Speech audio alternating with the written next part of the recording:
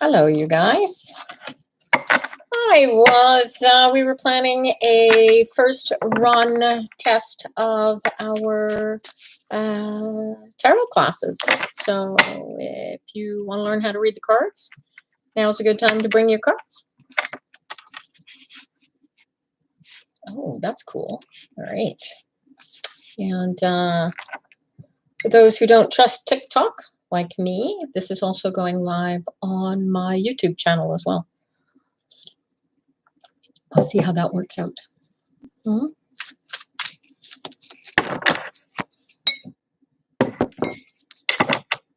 Helps if you have a deck of cards. If you don't have tarot cards, you could use playing cards if you want to learn how to read. Playing cards only have 52 cards in the deck, and tarot has 78. And the only difference is the lack of the major arcana and one extra court card in tarot. So there you go. I'm just going to put on my headset. I don't think my YouTube camera is going to have issues picking up my voice. So we'll see how this goes. Alrighty. We'll see who all comes in. Hi, Brianna. How are you doing? Bring your cards. We're talking tarot this afternoon. And I've got this running simultaneously on YouTube, live, in the event that, something goes wrong. We'll be able to switch over there. Hey, Shauna, good morning. Good morning.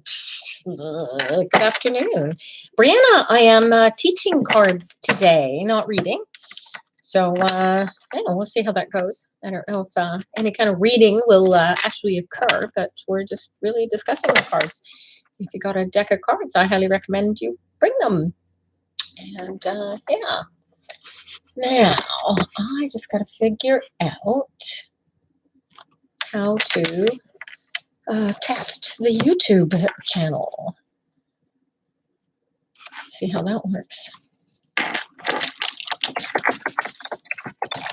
You don't do that. You don't read cards. That's why we're here, so that people can learn how. Hi, Missy Moo. How you doing?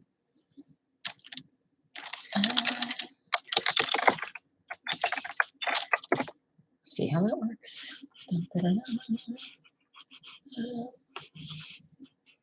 I'm just testing. We're getting ready to start. Everybody's not expecting me till 3 o'clock. So, well, if you have a poker deck, you can work with that too. You don't need tarot cards, although they are better for learning tarot. But I started with playing cards. Hi, Holly Pop. How are you? Good to see you. I am just trying to figure out how to get the YouTube. I know the YouTube is running the live stream. I just don't know how to share the link. So,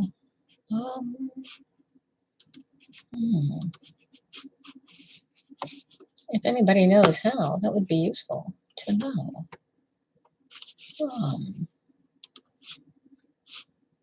Well, I don't know how to do it. I'm doing really well. Really, really well. Do I read the cards for myself? Yes, I do. Every day. Well, maybe. Most days. Sometimes I read them several times a day. Sometimes I'll use them to ask if there's milk in the fridge. I'm a little weird like that. Hey, Eleanor Donuts. How are ya? Hey, Chaser. Are you going to come in and learn how to read cards, honey? Got to be somebody on here who's familiar with YouTube. For real. I don't know how to turn it. I don't know how to test it. Are they expensive? It depends on the deck. You could probably pick some up like secondhand on Kijiji or eBay or somewhere like that. Thank you for the roses. I appreciate that. Depends. I've seen very rare decks selling for thousands of dollars. Collectors can be absolutely insane. But usually you can probably get a deck of tarot cards somewhere between $20 and $40 Canadian. So say 15 and 30 US, you should be able to get a decent deck of cards. Do I find that when I read for myself, the cards can be quite blunt? What I can tell you about reading for me, reading for somebody else, it's all just a matter of getting yourself out of the way. And it's much easier for me to get myself out of the way when I'm reading for somebody else. True. But reading for yourself just takes practice. Since Melody's been talking to me through the cards, I don't really hear the cards. I hear Melody when I talk to the cards. Excuse me. So, yeah. And she can be quite blunt. If you've seen any of my videos, a blunt is not, she's not afraid to say shit, you know? So it just comes up that way, just like that. And yeah. Just making sure. Same name on tube. I think it is Pepperfire. So youtube.com/Pepperfire. If that doesn't get you my live stream, hello, whoever's watching my live stream on YouTube, you can try Pepperfire Tina. One of the two of them is, and I have no way of looking at it to actually tell you. This is my first time actually doing a live on YouTube. So pop out chat. It says live. Shouldn't there be a link somewhere? Oh, there's a share button. Here you go. Wait. All right. Let me see. Oh, here you go. All right. Oh, it's a crazy number. Okay, I don't know how to put it into the chat. Okay, well, try Pepperfire Tina, one of the two. Oh, good heavens. Thank you so much. Notifications 2210. I really appreciate the heads up. Thank you so much. These guys keep coming in and telling me, explaining each card. That would take me a good bit of time, June. I think it'd be easier maybe doing them in groups of cards, like do the aces, do the twos, do the threes, and then do the separate energies of the separate suits like that. That'll be, I think that would be much, much easier. What's my favorite tarot deck? This is my favorite tarot deck. This is a deck called Revelations. It is painted by a fellow by the name of Zach Wong from Australia. It's give or take, it's got to be about 15 years old. It was brand new on the market when I found it in 2004. And yeah, beautiful card. It actually, if for, let's say, beginner, I wouldn't recommend it necessarily for a beginner unless you are intent on absolutely learning reversals right from the beginning, in which case it's really good because when you flip the card upside down, it's got a completely different image to look at, right? And I need a new camera for if I'm going to do this on YouTube. Hey, whoever is watching, there's 2 people watching me on YouTube. That's so cool. Hi, we're talking tarot cards today. If you'd like to participate, I think you can just say stuff into the chat and I am able to respond to you.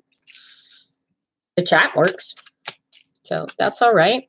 I'm running simultaneously on TikTok at tiktok.com / I think it's the user / Pepperfire Tina. So if you're on TikTok, you can watch me on there as well. Hey, Justine. She, her, they, them, whatever. Hi, Amy. Good to see you. Hey, Regina.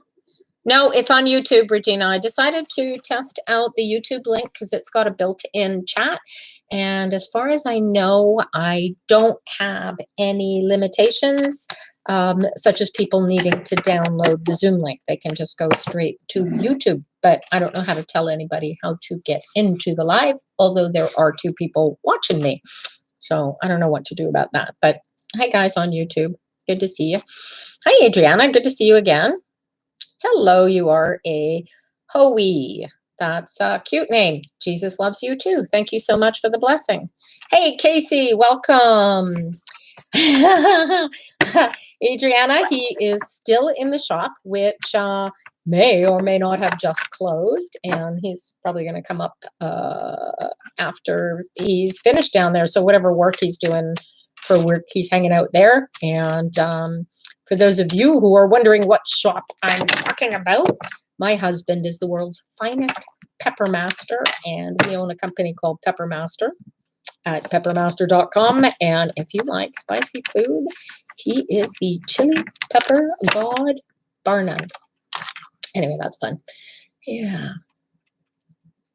Best deck to start with. I started with the Toth, Crowley Toth. A lot of people will say to go with the Rider Waite. I personally don't. I don't connect with Rider Waite. I find it icky. Really, best thing to do. There's a friend of mine, Dan Pelletier, owns a website called tarotgarden.com. This man knows all of the publishers. He knows all of the book writers, and you can take a look at all the different books different decks that he has available, and find one that calls to you. That's the best deck to start with, in my opinion. And no, you don't have to be given your first deck, although a lot of people go by that ritual. I've bought every other deck that I've ever read with, and I've never had any issues with it. Adriana, you would have to ask the chef what is for dinner, because he does all the cooking. I don't. Is it in Zoom? No, Regina, it's not in Zoom today. Sorry. I decided to go with YouTube because of the because somebody using Zoom is going to have to download the Zoom program to their computer or to their phone in order to use it, whereas YouTube is just there, and I have paid YouTube, so might as well use it. Oh, sure, I'll say hi when he comes in, Casey, absolutely. Afternoon, Robin, how you doing? Hey, Lorna, hey, you guys. Good to see you guys. Afternoon. You guys all know each other. That's so cool. Hey, Styles, Klaus, how nice to see you. Cool. Hello, Issy Castillo. Very nice of you to stop in. Jesus loves you as well. Thank you for the blessing. Appreciate it. If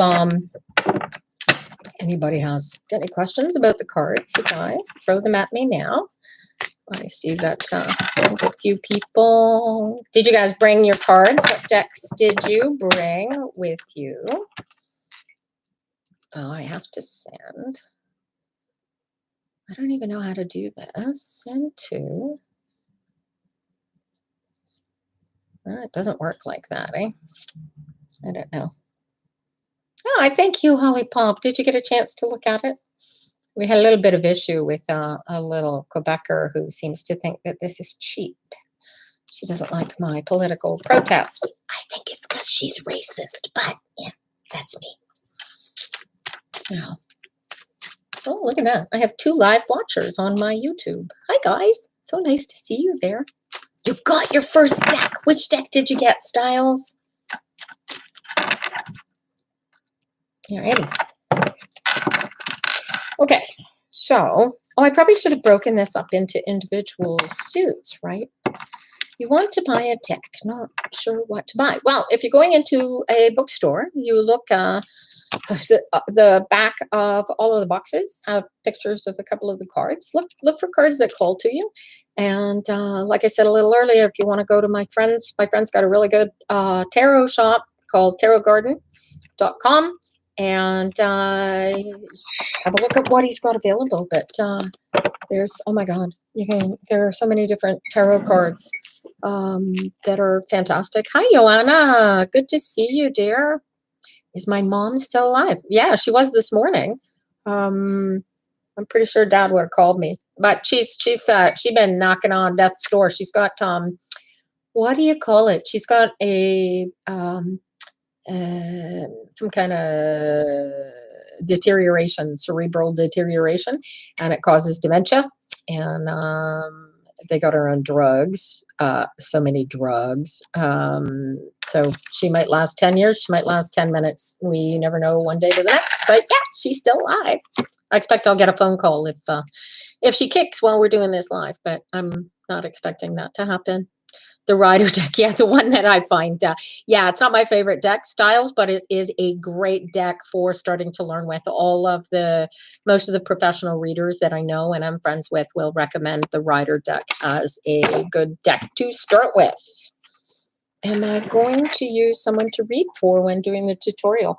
Well, right now, what we're actually doing. Hey guys, glad to see you with you. That's cool. All right. All right. So I don't know if I'm actually going to do any kind of reading. This is really where until the website goes live and actually gets active and going. This is really more of a trial run to see how we're going to do this and how it's going to work. My girlfriend Mary is supposed to join us, but I don't know if she's coming in via YouTube or via TikTok, because I don't know if she's hired her TikTok yet or not.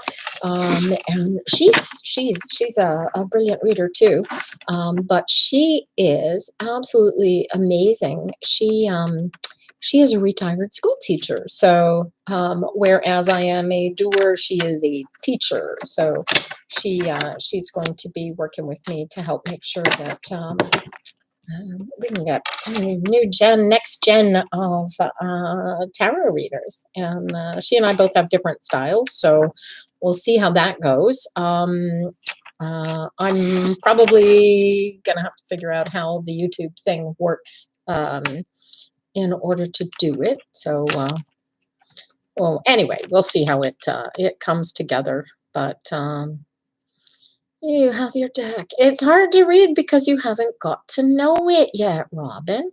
Hi, Klaus. How nice of you to join us. I appreciate the blessing. Thank you so much. Jesus loves you as well. Thank you, Joanna. Rider deck, where are we? Really basic deck. Basic is a really, really good place to start. Absolutely. We're gonna probably we'll start by talking about the different suits first and work from there. And I'm just gonna get my keyboard out the way here and pick up my notes. This is my what do you call it? I guess you could call it your tarot journal, but these are notes that I have collected over the years that help me with my cards. And I have been, oh my gosh, I have been journaling my tarot cards since I was 17. I highly recommend it as a practice because the brain works lovely ways when you write things down. They will tend to stick into your long-term memory better, and I don't know why. How old is she? My mom's 70 summit. She's eligible for her vaccine, and I'm not sure. I haven't talked to her since like last week, but I think they're eligible for their vaccines right now. They're in Sarnia, Ontario. Thank you, Joanna. I appreciate that. God bless you too, my dear. How do you connect with your deck more? Read it, pick it up, talk to it. I'll give you an example, right? So you would say, so you pick up your deck. You don't even have to know what the cards mean. This is what's so crazy cool about them, right? You pick up the deck and you'll say to them something like, "Oh, what am I doing right now?" Right? We already know the answer to this question. What am I doing right now? I am helping you guys learn how to read your cards, right? And it's not about the cards. It's about your connection with the cards. So this is how you connect with them. You say, okay, well, show me what I'm doing right now. Well, I pull the Eight of Wands out of the deck. Okay, so how can I do this so that I can see it in both places? So this is the Eight of Wands. I actually got the Eight of Wands reversed. Okay, now if you are not looking to read, so I'm going to keep them up deck. I'm going to keep them upright for the moment, just so this will make extra sense to you. So I pull the Eight of Wands. The Eight of Wands is about flowing energy, forward flowing energy. In this particular case, it's referring to the communication. All right. The reversed style, because I read it, shows a blockage. Okay, the blockage being you guys don't know how to read these things yet. So we are together using this energetic connection to teach you guys how to learn how to read your cards. Does that make sense? And that's all you have to do. You don't even have to know what they mean. You just got to look at, if you pull out a card, right, like the Ace of Cups, you can look. Every deck comes with either a book or a what we call an LWB, which is a little white book, and every card has a short, simple description. This is the Ace of Cups, and every card that you pull is going to have basic meaning. Now, if it's true tarot, it's required to have certain particular features that are shown, right, in the cards, and they are most clearest on true tarot decks. You'll see if you're using an oracle deck, that sometimes they have cards that seem like a tarot deck, but there's archetypes that are missing. Huh? What is the background in tarot and why we believe in it? I think Missy Moo, I think a big thing about the belief in the system is that people have been doing it for so long and using divination methods that work. So when they work, you believe in it. I mean, beyond that, Mary Greer, Robert Place, I really wouldn't send you anywhere else. These two have been studying the history of tarot easily the 20 years I've known both of them. Absolutely the best thing that you could do is take a look at the history of tarot. Mary Greer has a fantastic website. I think it's marykgreer.com. Don't quote me, but look up Mary Greer, Greer. She is one of the grand dames of tarot, and I'm proud to say a personal friend of mine. And you want to learn about the history of tarot, she is the goddess to work with, all right? And Robert Place is another one. There's lots of other history places you can go. Dan Pelletier, who owns Tarot Garden, he knows a lot about the history of tarot as well. I think more about the history of tarot decks, Dan. But I mean, these guys have been reading. I think Mary was reading before I was almost born. I'm petrified to get in trouble for suggesting that she's older than I am, but she is. She was a little bit of a somebody when she'd already written her first book when I finally discovered tarot cards, so it was already there. No, Missy Moo, that's why I'm here, is to answer questions. Styles, cleansing a deck. That's entirely up to you. I have never cleaned a deck, never cleansed a deck in my life. The very idea of cleansing the deck is that it escapes me. I'm an energy witch. I work with the energies that are on the cards, and so if I can't see the energies, and see is a creepy word because I'm not seeing anything. I'm really more feeling it. But if you cleanse the deck, it's going to wipe the energies, and I kind of want them in the deck. So if I pick up an old deck that I've been, like this deck, most people will pick this up, and if you can feel the energies, that it will vibrate. It's actually, you couldn't pay me to cleanse a deck. Besides, it gets the cards all wet and icky. I don't mind the questions at all. Thank you, Rocky. You can stay. You study English now. Well, welcome. Yeah. Hi, Joanna. If I can help you at all, I will try and speak clearly so that you can understand. All right. Adriana, what is the purpose of the cards? They believe that originally they were created as a game, and there was at a point where they had been being used for quite a while, I guess, for divination purposes. Them being a game may have been a way of hiding from those who didn't want people seeing the energies of the universe. so they hid it for a while, I suppose. But really, the idea of them is to use the energies that you can see in the card to connect with your own personal higher self. That's how I use them. You can use them for soothsaying or fortune telling, predictions and stuff like that. I see energies in these cards. If I want to do fortune telling, I'm going to use a Lenormand deck. It speaks. It just sings clarity. It says if it's talking about a dog, it's a dog. It's not a pussy cat. That's not quite a pussy cat, if that makes sense to you. I did a reading last week for somebody, and there was some message that I had picked up. Thank you for the present. I appreciate the confetti.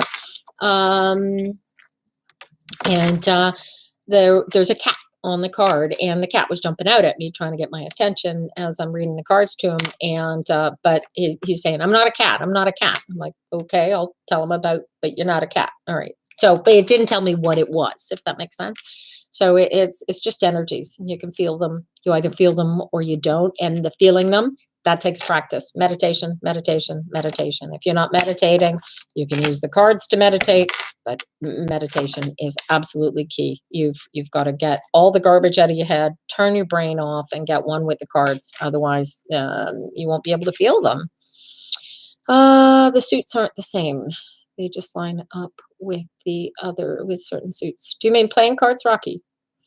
How was work? Work was boring. Only one person came in the whole day, and they bought a single jar of salsa, but they raved about us, and they were fun to visit with. So that was cool, but only one person came in. It's pouring rain and a pandemic, so nobody comes in. All right. Let's see what other kind of questions we got on here. Here. Yeah. All righty. Regina, where have you, what was the address that worked for you, by the by? Crystals and cards outside on a full moon. Now, as far as the full moon goes, hi, Budge Girly. Again, crystal cleansing. Frankly, I don't like the idea of leaving anything on mine outside, because we have thieves in the neighborhood, and they're not necessarily human. I swear the raccoon made off with my my compost bin. I wouldn't be surprised if they made off with my crystals and my cards. I wouldn't leave them outside. As far as cleansing, you can use, I use love energy for charging my cards and my crystals, so I don't need the moon. But if I wanted specific feminine energy, then I would call on the moon, and I'd probably do something more of an energy ritual and ask the moon to bathe the cards and or crystals while I was under the moon itself. But I sure as heck would not leave them outside overnight ever. What did I have for lunch? Ooh, I had a one of those what do you call meal replacement trail mix bar thingies, whatever you call them. Very cool. Can I cleanse a deck with incense? Styles. Here's the fun thing about energies. There's only energy. Whether it's negative or positive, that's something that you choose to determine. And very much. Let me give you an example of a card. Oh, perfect card. I have the greatest spirit guide. I'm talking about energies in a card and negative versus positive. It says, this is the Devil card. Okay, so this is 15. We'll talk about this now. This is one of the cards that really scares people, and I think this is one of the cards that Doreen Virtue pulled out of her deck. For those of you on YouTube, this is. I need to get a better camera for you guys. Maybe you can see it this way. This is it upright. Anyway, the cool thing about it is you see you have the Devil here, and the Devil is completely in charge, right? The pentacles here in the center, the stacks and stacks of pentacles, represent physical comfort, lots of money, lots of physical stuff. And you'll notice that the two individuals that are wrapped around the coins here are bound up and they're tied up, right? And they are blindfolded. So there's an element, an aspect of them being stuck in a place of bizarre comfort and discomfort at the same time. And because it's a 15, the 1 and the 5 and 15 reduces to a 6, which makes it a place of perfect balance, but on the edge of its perfect balance in between two chaotic positions, if that makes sense. So very often, the positive side of this card is somebody who is in a position of great comfort, somewhere they want to be, but don't want to be at the same time. Very often we'll see this card representing things like a BDSM relationship. This would be representative of the dom in the relationship. We'll see it in, I've seen it in spousal abuse situations where the spouse who is being abused is doesn't wish the abuse to end because they get greater gratification from the comfort that is given by the devil. Does that help make a little bit of sense? So a negative energy is not necessarily negative for everybody. Hopefully that helps a little bit, Styles. Hey, thanks for the confetti, Bud Girly. Is it stormy? It was stormy earlier this morning. It's still overcast a little bit, but the rain has stopped. Yeah, I see you. I see you up there. I don't know who the second person is watching, Regina, but there's 2 people on there. I can't imagine it counts me as one, but yeah. So is it working okay on YouTube? I'm sure the visual is not anywhere near as nice as the TikTok one because I need a way better camera. Yes, you could. Yeah, I will be saving it. It is, as I understand it currently, saving it as it is, and it will remain live to be watched afterwards. So anything that I discuss in here is going to be available for you to do. Can I teach you how to do a reading? Sure. Okay, so the quickest way to get reading is to just start reading, right? I do it, start with one card at a time, all right? And if you have to pick up the book and look up what the book says, pick up the book, okay? I spent a good, 5 years memorizing what the cards meant based on what my grandmother told me the cards were meant. I didn't have a book until I found the Crowley Toth when I was 17. And then I was thrown into, and let me tell you, Crowley Toth is not a deck I would recommend for beginners. But if you really want to get into energy work, it is absolutely the best deck for energy, bar none, if you ask me. Although I have seen some really great decks that have energetic flows that are over the top. So reading is just simply a matter of shuffle your cards, get used to shuffling your cards. There's an element of getting into spirit, allowing spirit to enter the cards, but you don't have to think about that at all when you first start reading, because it's going to come on its own, if that makes sense to you. So you don't have to worry too much about that. Oh, I appreciate you coming in, Shauna. Good luck to you. We'll do this again. All right. What type of shop? Peppermaster.com. I have a storefront on the front of my food manufacturing kitchen. Camera out. Thanks for the question. Can I use you as an example? Everybody's trying to sneak me. Thoth, Crowley Toth. And so Crowley is spelt with an O instead of an A, and Thoth. And I don't clean my cards, Santos, ever. I mentioned earlier, I work with the energy, and I like to feel the energy in the cards. So cleansing them is counterproductive. I also don't believe in negative energy.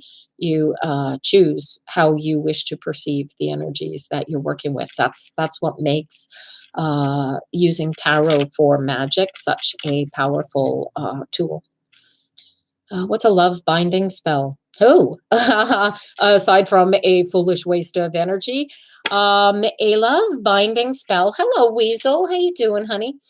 A love binding spell would be a spell that you would cast on another person in order to make them fall in love with you and stay in love with you till the end of the earth. And the great difficulty with using spells to make somebody else do something that you want or be something that you want is it's weak magic. It's not going to last, and it's not going to be internal.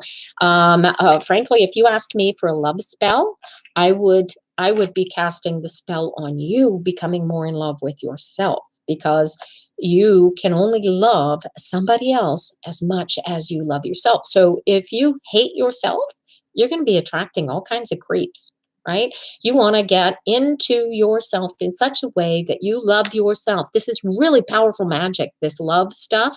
If you can use it to make yourself the best human being that you can possibly become and love everybody, right? The more love you put out there, the more love that comes back. And what's really cool, you've probably heard the words co-creating. Co-creating is so powerful because you're sucking this love energy out of the universe, right? And you're mixing it together with other people's love energy, and it creates super harmonies. It is really cool stuff. But that's why covens are so powerful. You've got people putting their positive energies, or their energies, regardless of whether positive or negative is irrelevant. They're putting their energies into the same thing. It's going to come out with more. Oh my heavens! Even more.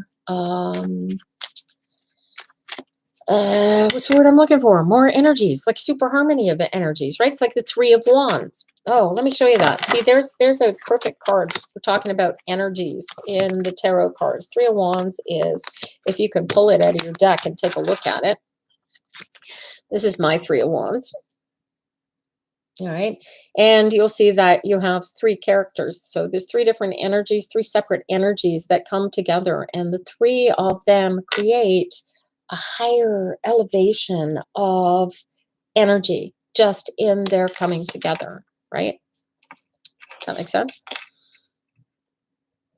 I have been told so many times I am meant for energy work, particularly in healing.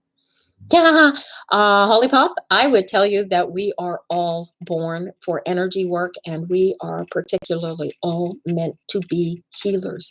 Not only can we heal each other, we can heal ourselves. I truly, truly believe that.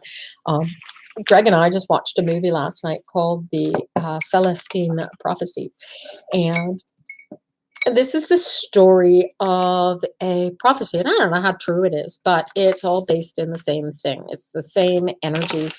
If you can learn how to become one with the universal energies that exist, if you're a Christian, you might call it Jesus Christ or God. If you're a Muslim, you might call it Allah.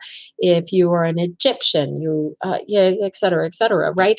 If you can become one with that powerful theological energy that feeds your soul, super harmonies, man. That makes sense? Energy. It's all positive. Well, you don't have to figure it out all by yourself, Holly Pop. You're welcome to come in here and learn with us, because every time I'm teaching you guys something, I'm learning something myself, right? This is how I shuffle my cards. I shuffle them just like a poker deck. Now, the interesting thing with tarot cards is that they come in all kinds of different sizes. I'm looking to see if I have a bigger deck. I do have much larger decks than this, okay? And you want to freak out a bunch of tarot readers? Take your deck. Whoop! Knock all your cameras over. Sorry about that, guys. Yeah, you want to freak out a bunch of tarot readers. Take your deck. split it into like this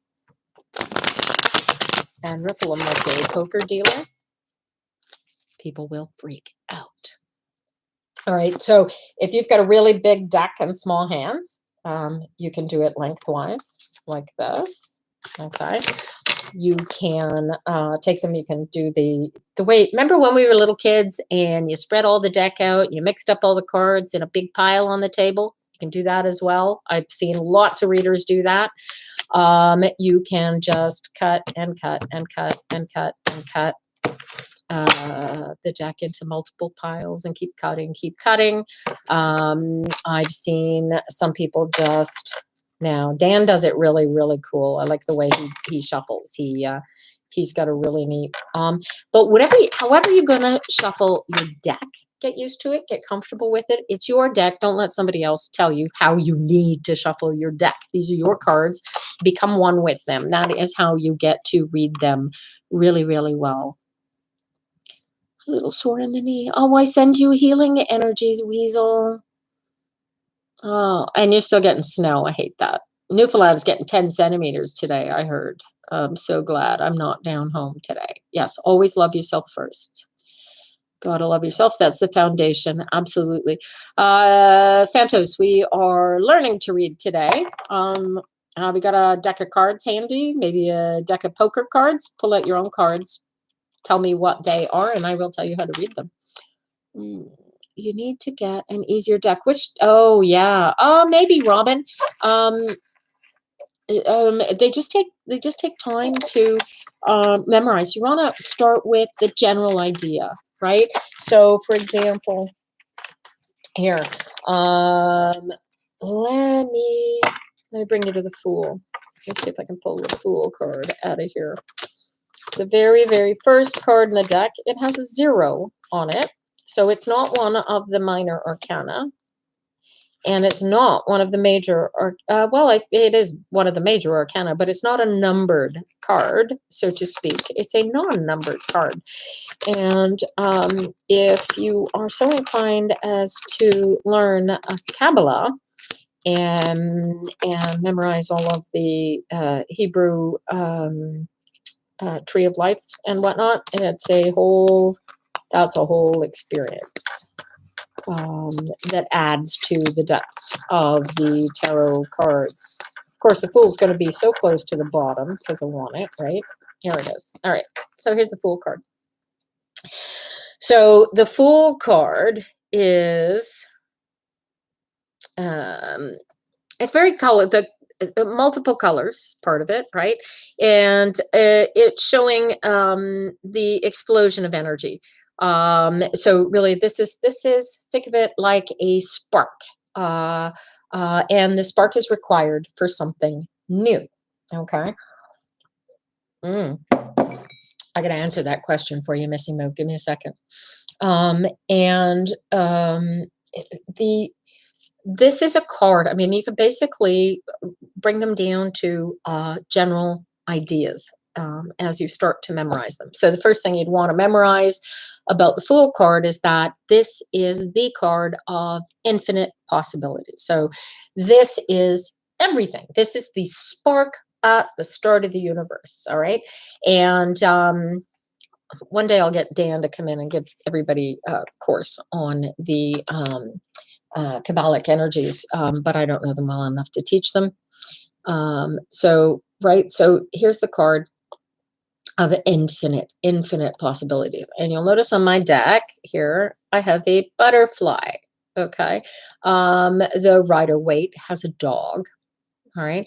The idea of constant companion. So essentially, at the beginning of your major arcana journey, you have the entire universe is open to you. So the infinite possibilities are there. You don't know where you're going. You just know that you're going.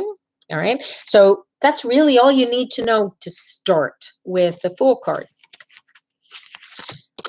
With the aces, it's a simple matter of going, this is the first step into the energy of that suit. In this particular case, it is emotions and heartfelt source energies, right?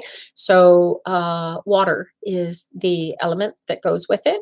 And so this is the full potential of the suit of cups represented. So this is second, where this is the beginning of a journey. This is also a beginning, right?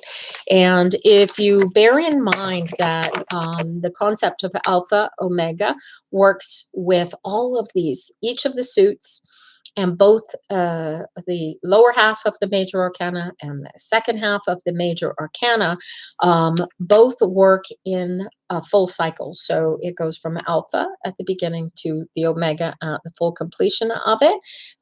Then you get an extra understanding of where you are in the cycle, right? What's the difference between a witch and a psychic? I'm a witch, not a psychic. As I understand, psychic is capable of reading minds. I get to be able to do that, although I have had plants talk to me. So explain that. I think it's just whatever. Will you always have this negative? Sharon, I love this question. Will you always have negative energy around you? Negative energy is a perspective. If, as long as you choose to see that energy as negative energy, you will continue to have negative energy around you. That energy is there for a reason. And if you can embrace it, you can reverse its polarity. Hey, Lillian, welcome. Appreciate it. I never clean my decks, Pigeon Popper. Never, never, never, never, never, never, never. Hey, Missy Moo, are you getting snow yet? I was told it's going to be snow. That's what we're supposed to have to. I don't know who told you you have to clean your decks. I was taught by my grandmother, who read with playing cards her entire life, and I guarantee you, she never cleansed those decks. She would take that deck and she wrote on hers with a Sharpie, for crying out loud. There ain't no cleansing. You can hang it. You just put them in the washing machine, hang them up on the line. And it's going to have about as much value. It's a deck of cards. The energy, the power, the magic, it's not in the paper. It's in you, all right? And as long as you think it's the paper, it's not going to work anywhere near as well as it ought to, right? Does that make sense? Crystal power deck. Yes, all the suits are just images of, there's no numbers. Oh, see, a deck like that, Robin, if I were going to use that deck as a beginner, I would take a Sharpie and I would write, like in the middle of the bottom, I would write the number if it's not there. It's your deck. And don't let anybody tell you you can't do that. You can absolutely do that. And that'll make that easier. Oh, excellent. What was the card that you pulled, Regina? Would you say it's the best way to pull for myself? I used to, years and years and years ago, I would get up in the morning and I would take out my deck and I would shuffle my deck and then I would lay out a card. Just a single card for the day. And I'll put it up right and say, today I got the Queen of Swords. And the Queen of Swords would tell me that my intellect was going to come into play and that I needed to project the energies of the Queen of Swords, that I could encourage people to think, that I could give people the power of my knowledge, right? So you see how the energies of the Queen of Swords come into play and that sort of thing. That would be sort of the card. And I would spend my day thinking about trying to memorize the energies of the Queen, or whatever the card was that I pulled for the day. Hi, Sarah Lane, welcome. How do I read cards with only Roman numerals on them? Okay, styles, the ones with the Roman numerals, those are the major arcana. Okay, so those in and of themselves, those start at 0, they go to 21, and that is a double cycle, almost as if, so here's how you want to think of them. So the suits themselves, those are the energy vortexes, if you will. Okay. And the major arcana are larger energetic vortexes. So more like you would see if you were going to have, if you were having a baby and the toddler's going, you would be on the early part of the arcana. And if you were completing your career and going into a new job, instead of it showing in the lower arcana, it would show in the higher numbers of the major arcana. So it kind of works like that. I appreciate you showing up, Missy Moo. Thank you so much. Yeah. Oh, that's really cool. Did you learn how to read as well? Camera out? Don't know. Yeah, I would too. I certainly would. Queen of Clubs jumped out. So this is a power card. Queens are really interesting in that the queens are they are the cards that make things real. I'm gonna get my Queen of Clubs, eh? Let me get. So they all have their own energy, right? I have great notes. Queen of Clubs. Now, the Queen of Clubs is going to be in my deck, and I'm reading Queen of Clubs. I'm going to read clubs as pentacles. Some people will read diamonds as pentacles. I read diamonds as wands. So it's your deck. You read it the way it feels. Okay. So you can take the clubs. So the Queen of Clubs would be the exact same energy as a Queen of Pentacles. Right? Kings would be the same. The only difference with a usual deck of playing cards is that either the page or the knight is missing, and you need to pick one or the other to be the energy. And some people will combine the two energies into the jack just to make their lives simple. The reverse 8 card. Now, 8's an interesting card. 8 is it strength or what's the name of the other card? The 8 and the 11 are reversed in some decks. I'll show you as soon as I can find it. Where are you? Yeah.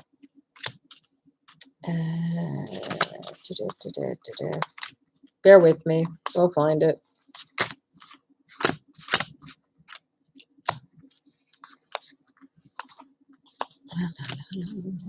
This is the worst part of trying to do this. I should have them all laid out so that I can just pull them, pick them up, and work with them. Hello, here's the 8. Okay. This is the 8 in my deck. Now, the 11, that's a 12. Where are you? Where are you? There's it. And the 2, depending on which version you're reading. All right. Now, these are the 2 cards. So you're either going to have justice or you're going to have strength as the 8. In my deck, strength is the 8 and justice is the 11. Okay. When the reverse is when you're looking at the reversed 8 strength card, it is going to have an element of lack of strength, inability to come up with the strength required to deal with the loss that you are dealing with, or the battle that you are having to deal with. Challenge is probably a better word. It's really about digging down deep within yourself. The image on the card is very often one of a lady putting her head into the lion's mouth. That's the energy of it. This is the courage required to put your head into the mouth of something that could bite your head off and kill you. That's the energy of it. So when it's reversed, it's not in its complete energy, and there could be 100 different reasons why it's not in its complete energy, but very, very often it is going to be you have not got the energy of this card in your situation, and so you need to look for it in yourself. Courage is the biggest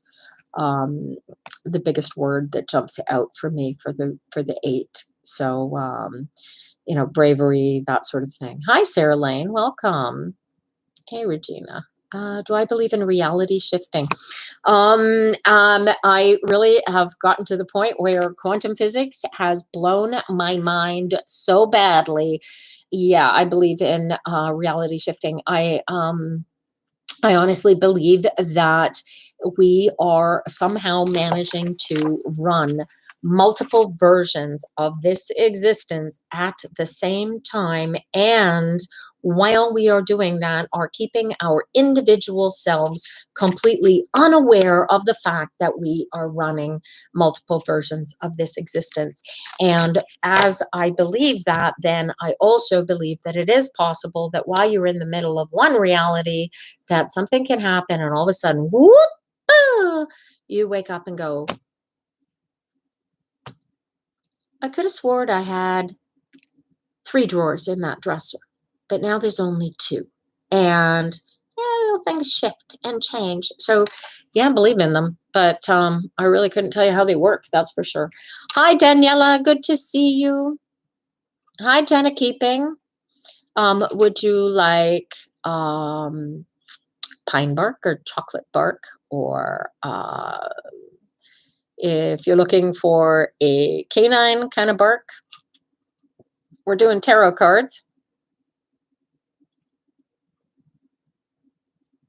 Here and dream stuff. Camera out. That is a really good way. If you're doing dreams are really useful. You can keep a journal when you get up first thing in the morning, or if you wake up from a dream in the middle of the night, and that energy is like fresh in your mind. Have a notebook right next to your bed. Write the dream down. I like to believe that your dreams are your human self processing what you've dealt with during the day, and your spirit self downloading new stuff to you while you sleep. I think it's also how we when we jump. We were talking about reality shifting a moment ago. That's when you shift. It's not going to shift while you're wide awake in the middle of something. The Magician card. Magician card is a great card. If you take a look at the card styles, guys, if you got a Magician card handy, take this out and have a quick look at it. Here is it. You're at the beginning part of the tarot, and essentially when this card presents, I actually have the Magician card from this deck hanging. It's about 3 feet by 1.5 feet, I guess. I have a print hanging on my bedroom wall, because that is my magicians, my husband. Magicians tend to be chefs, people that create things, right? Sometimes it means an actual prestidigitator, a guy that does sleight of hand and card tricks and stuff, like that. Chefs, artists are often magicians. And what's cool, if I can find the card here, if you guys have found your magicians, then you take a look at it. And what you'll discover is that on the Magician card is represented all of the suits. And so you'll see that the Magician has a cup, he has a sword, he has a wand, and he has a pentacle. And those cards, I get somebody on my mentions asking for a reading.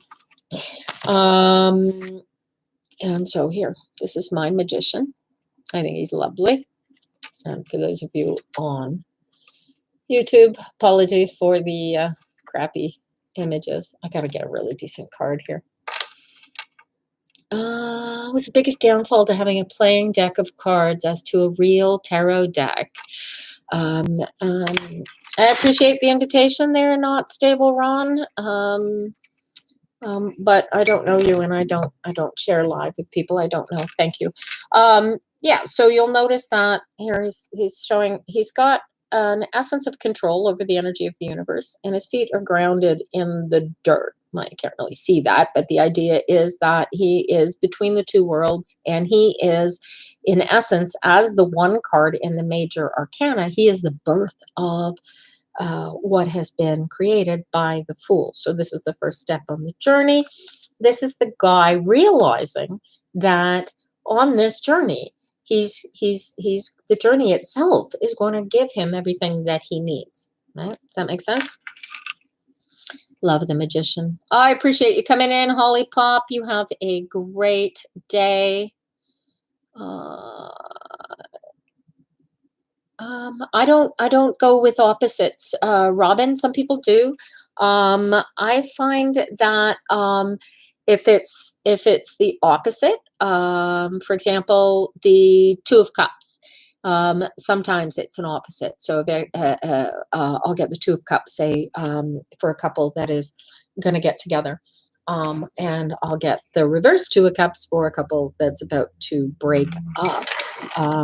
But if you keep it as simple as it being the reverse, it wouldn't work with my cards, because mine, when they are upside down, is because it's what you believe in spite of what the reality actually is. So it's a different kind of energy. And the cards next to it are going to spin the way, if the energy is going forward and growing, or if it's going backwards and eddying negatively.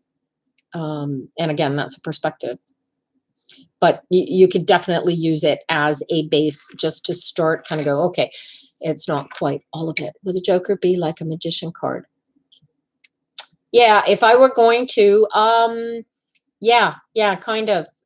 Regina asked in the YouTube chat if using playing cards, the Joker would be representative of a magician card. So that's the same kind of energy, right? The Joker is a magic card. It replaces any card in poker. So yeah, it's that kind of energy. It's got all of the skills, and basically, whatever you're trying to do or learn as far as the tarot goes, it would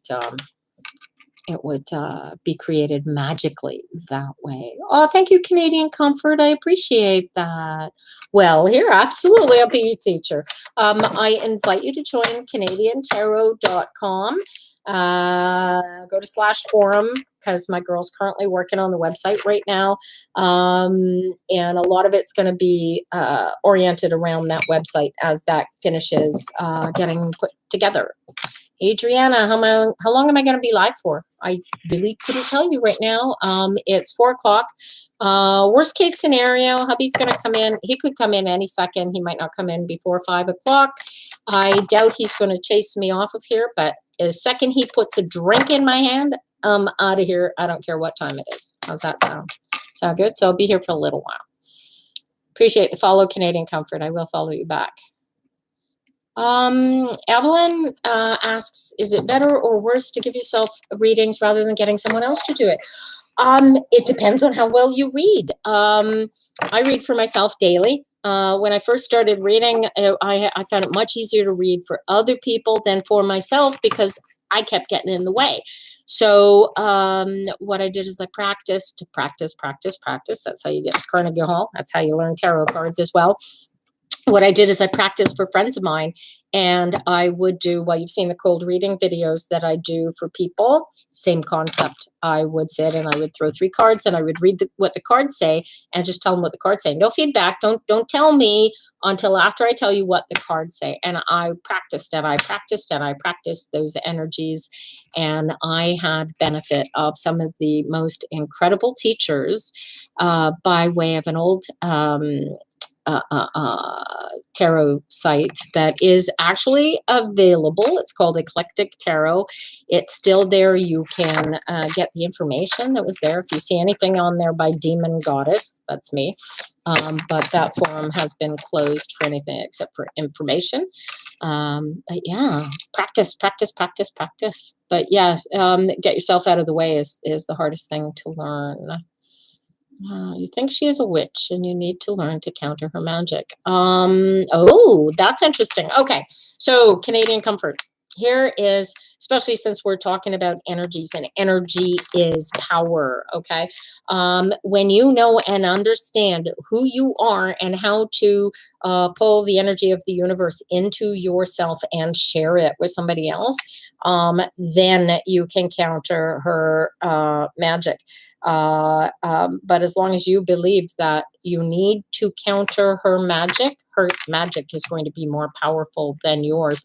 The belief, what you understand is so freaking powerful when it comes to controlling not only love magic, but hate magic. And there's the if you want to control any of these energies, you need to start with your own self and love energy, because it is the most powerful, and it is the only one that is a bottomless pit of direct energy into your system that you can not only fill yourself with, but you can pull it out and share it with other people, right? Yeah, hi Bonnie August, nice to see you. What are we drinking in my mug? Coffee. When hubby gets home, it'll be rum sours, but right now it's coffee.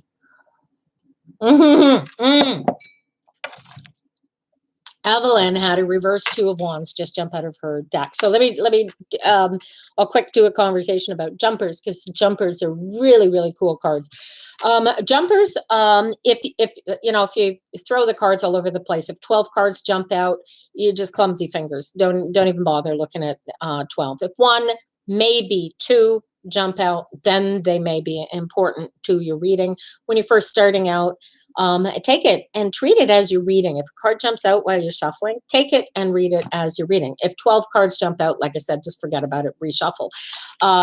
When you pull out a reverse two of wands, the first thing, the two of wands is it's an energetic blockage. It very, very much is. I want to check my notes here. I wonder if I can give you guys some notes that you can take. Oh my gosh. This is years and years of notes all typed up here. All right. So when you think about wands, we'll start with wands. There's your first suit. We're talking about, so it's spirit, it's energy, it's inspiration, it's creative force, it's the what you pull out of yourself to create magic. Okay. It's the love energy, and not in the emotional sense of energy, but in the energetic sense of, right, this is the power of the universe at its purest.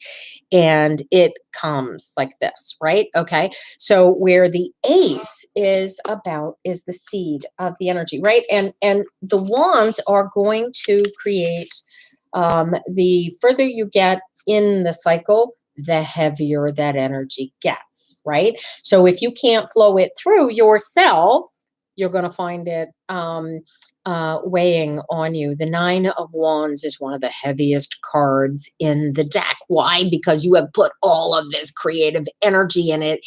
It is at its full power, and it is just coming to its full thing. And most people do not have the energetic sense of self to really sit comfortable with a Nine of Wands. So it weighs very, very heavy on you. And it's like, oh my God. And it feels like, oh, I'm almost at the end, but the end is so far away. And that kind of heavy.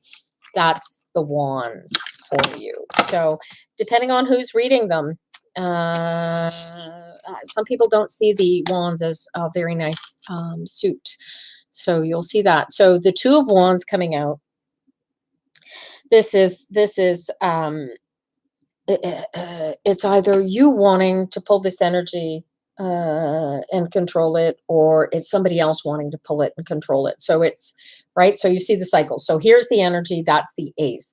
The deuce is the taking control of it. So you can kind of if you believe in the higher chakras, most people only do 7 chakras, but there are other chakras. But if you go as high as 13 chakras, you can match each of those chakras. The ace would be the root chakra, and the queen. The queen would always be the last one. The queen would be the crown chakra, if that makes any sense, if you do chakras at all. So you can pull the energies in if you understand them, feel them that way. It's always as a cycle. Ooh, the world is a cool card, right? So the world could be representing the energy here, Robin, that you, in learning to use these cards, are going to open up a world of energetic knowledge and magic and connection to yourself. Does that make sense? Hello, Live, Breathe, Tarot. You feel free to jump in here talking about any of these cards if you want to throw in any kind of energetic, and help everybody else here who wants to learn to read these cards. You feel free to jump on in. Canadian Comfort. Which books did you present? The books. Make a little video and present the books in your on your thing, and I'd like to see those. That's very cool. Tell me whose books you got, and I'll tell you what I think of the 3 teachers that you have on paper there. Regina, if you ever come, bring a bottle of rum. He'll feed you. Of course I know how to cook, Adriana. I just don't cook. I married the finest chef on the planet. You don't seriously think I'm cooking. I know. I'm a good cook. He's a brilliant chef. This is like having like I don't know, think of the best chef in the world in your mind.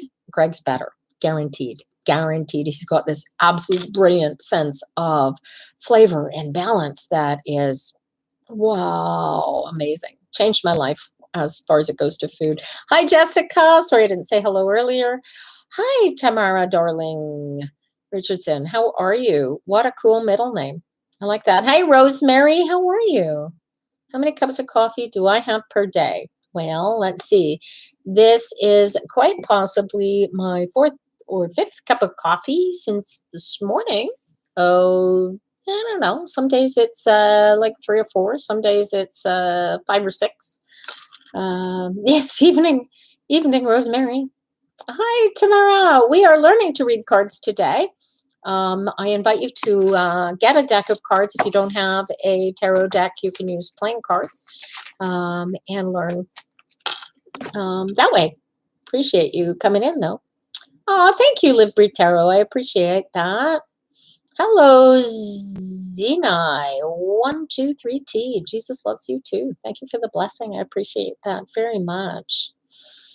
All right, you're on, Regina. Totally on there. Thank you. I am totally aware of that. Oh my God, yes. The reversed 8 of Swords just flew out of your deck.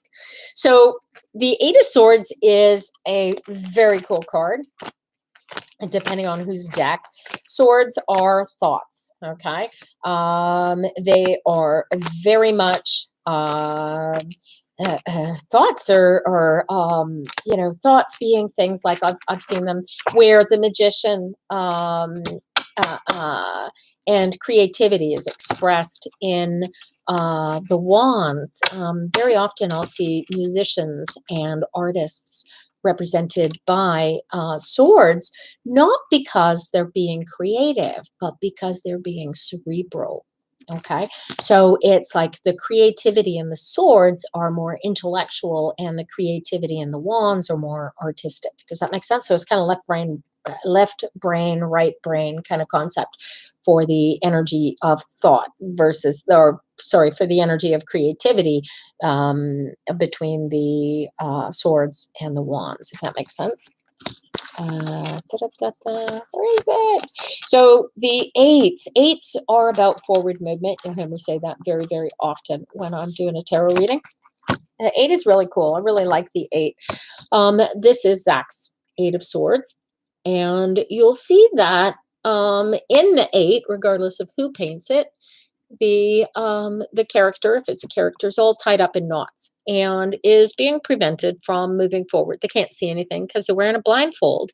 But if the artist has actual understanding of the 8, they will notice that the character is the one in control of the ropes, of the ties that are holding it in position. So it's about person knowing that they are ready to move forward, that they are at the cycle of forward movement. They know that they're ready. They're just not ready. And they just really need to open up their eyes and see that they are in that position, um, and know that it's time to move forward, and drop the ropes, take off the blindfold, and away they go. Right? Do you see the energies, the way that they show in the cards? Very cool.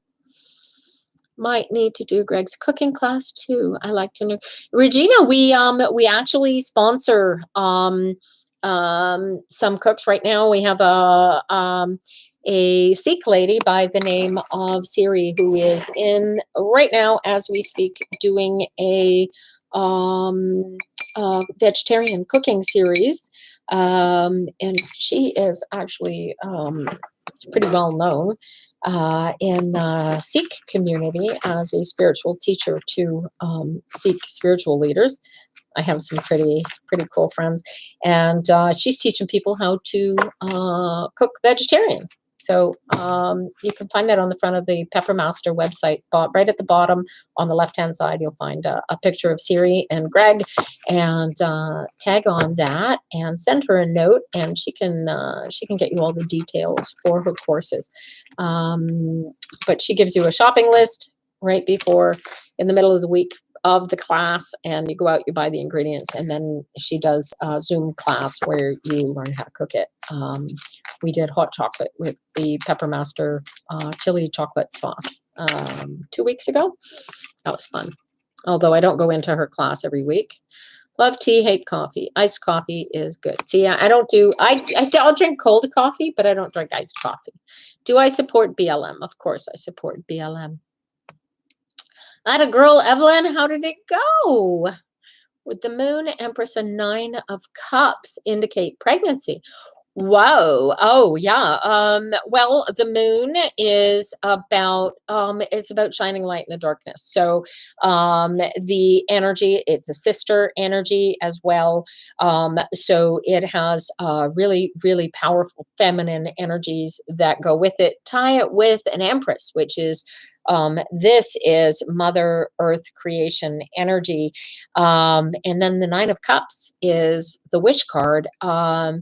If the person I was reading for was looking to be pregnant, and I got those cards, I would be very, very heavily leaning on trying to figure out what the sex, the gender, or the I'd be, painting a crib room kind of thing. If it were those exact same cards for somebody who didn't want a pregnancy, it'd be the exact opposite. See how the energy works? Which bracelet? This one? This is actually a very rare blue labradorite. If you see labradorite, usually you'll see it, it's green. This was a chunk, and the lady who made the bracelet for me, I wanted to do it with lapis, and she said, hey, lapis is going to cost you like several $1,000s if I make the bracelet for you. But I have this chunk of blue labradorite that I can use for you. And if you know labradorite or at all, it's not a cheap stone itself, but it's not typically blue. So a jeweler with a chunk of blue labradorite will not have anything that they can do with it. You can't sell it and convince people that it's labradorite, even though it is. Because they'll go, well, labradorite is supposed to be green, not blue. And of course you can't call it lapis, but in my case, I don't care what stone it is. I just wanted the blue stone. So otherwise it is, it's pure sterling silver. And I think she does a 92 or a 95. I'm not sure. I'd have to check out her jeweler's mark. My favorite crystal. I don't do crystals, Evelyn. I have a protege who does do crystals, and Vicky is she studied gemology and rocks, like knows more about rocks than I even knew that there was to know about rocks. She's brilliant at it. Sugar quartz would be my favorite crystal. Mostly because it's a very definitive energy draw, and because it'll hold an energy. But I use them for talismans as opposed to energetic work. Like you'll see some witches use crystals, and seen people rubbing their third eye kind of thing with different crystals and using them for energy. I use them as talismans. So a rock I pick up in my garden is going to have as much energetic value, if you will, as a crystal rock for me, as a really expensive, super rare crystal that you buy from a gemologist kind of thing. You want Greg's bacon. Oh my God, Regina, did you see this new bacon he found? Oh, and right now, Adriana, it's got to be bacon because we're talking about bacon. Energy. This is where what? It's a rose moon this month. It's also at its apogee, right? So it's at its I believe we're looking at still a supermoon. And so, and the only thing that makes a difference between a usual moon and a supermoon is how close it is to the Earth on its orbit, because it's kind of elliptical. It's not a round orbit. And so, oh, there's the man coming in through the door now. And so it's just going to have more of an energetic pull. I think it'll have more of effect on women than it will on men, just because of menses cycles tend to be, our water cycles tend to be connected to the moon and the pull on it. But I mean, other than that, I'm not into astrology so much. The moon to me is my sister. I look up at the moon, and that's my connection to my sister, because we haven't been in the same room since I was 17. There you go. Oh, wow. Watch words like that, Cecily, when you're reading cards like that for somebody and you're trying to pull the energies like that. When they compound like that, it's you have to make sure that they're going the right way, and that's where the feeling the cards is going to come in. Right. So you can look at those cards and get the energy and see how they feel. One of the crazy things that you'll discover the better you get at reading the cards is that when they're reversed and the energies you've got, especially those three cards there, if you're looking at them for being a baby, if the person or the woman that you're reading for is so absolutely petrified that they will lose the next baby, that could color the energies that you're picking up on in the cards. So you knowing what the sitter's mindset is in reference to the baby is very valuable. There's my Pepper Master come in. He's wearing his cool ass pepper shirt today. You can't see. Say hi. There's my Pepper Master, guys. We have Regina and somebody else, I don't know who, watching on YouTube, honey. Oh, cool. Let's see how that goes. What's my favorite food right now? Still bacon. What's my least favorite food? Conventional potatoes. And the reason is because I really like French fries, but they spray somethings, lots of somethings on potatoes. And because of my hypersensitive system, they're really bad for me. So yeah, it is a super moon. There you go. I think it's the rose moon. Somebody that knows is their moons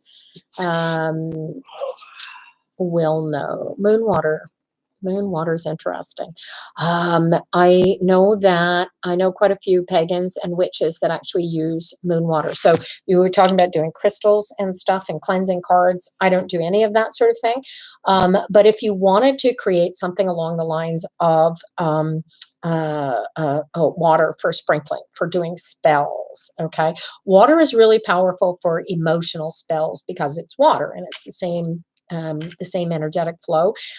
You could use the power of a supermoon and infuse the water that you want to use for a, like if you want to do a protection spell on somebody that you love, you could use moon water to protect the baby's room and sprinkle moon water all around the edges of the room and protect the baby and use it like that sort of thing.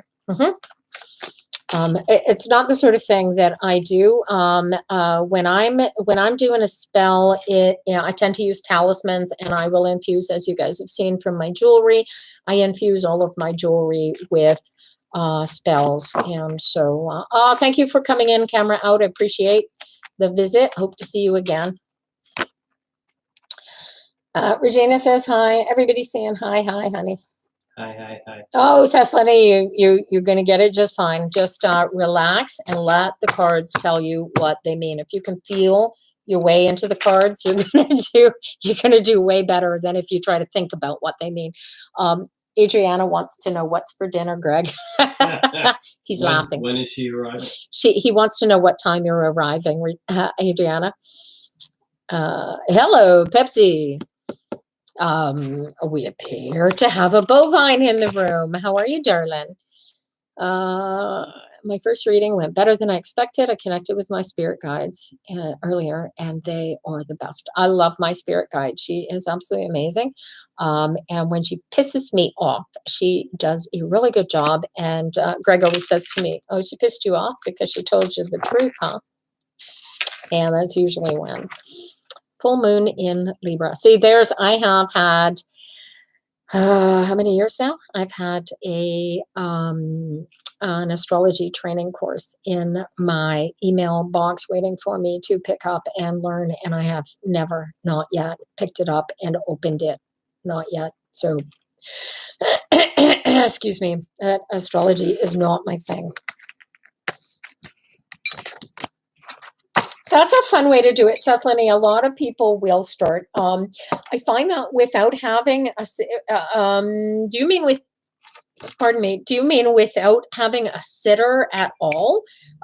So like some people will do tarot readings and they'll just write down what they see in the cards and what the cards mean, and then they'll email it to people. I find that what I call cold reading, and it's not, to me, there's a conversation that's going to occur with the cards. So I can tell you, for example, I love the Two of Wands. Pull a card like the Two of Wands, and I can get the separation of energy. Well, let's put it upright. I can get the coming together creation of the energy out of the card. It's the guy that I'm sitting in front of that I'm going to go, what are you trying to pull together? What are you trying to create here? And they're going to tell me what the specifics are about that energy, that creative inspiration that is, driving them, so to speak.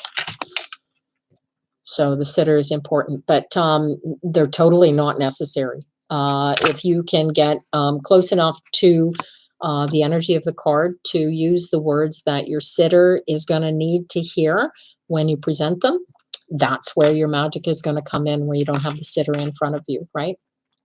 What could be wrong? I missed that.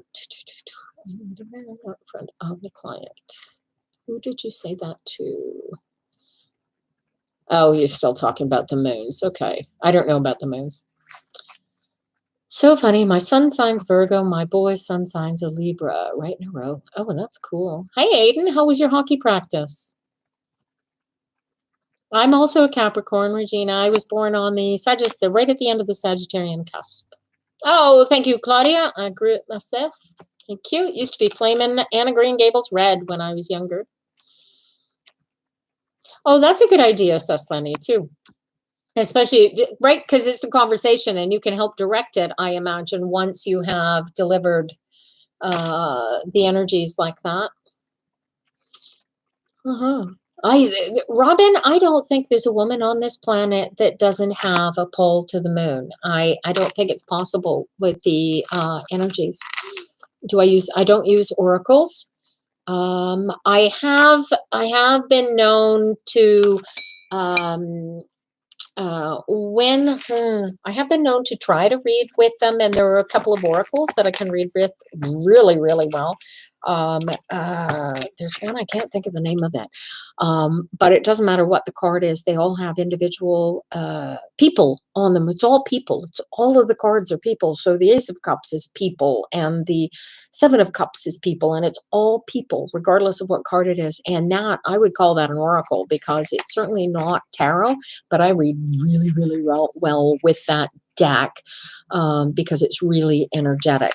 So I look more for the energy in the tarot cards than I do for whether or not it's an oracle or a true tarot deck. I hope that makes sense. And go with what you're drawn to, right? You're the one doing the reading, and if you're drawn to it, you're going to have an easier time connecting to it. then if you're not drawn to it, you like my name. Well, thank you, Live Breathe Tarot. Pepper Fire is a very long story, but it's the Brooks Pepper Fire Foods is the name of my husband's company.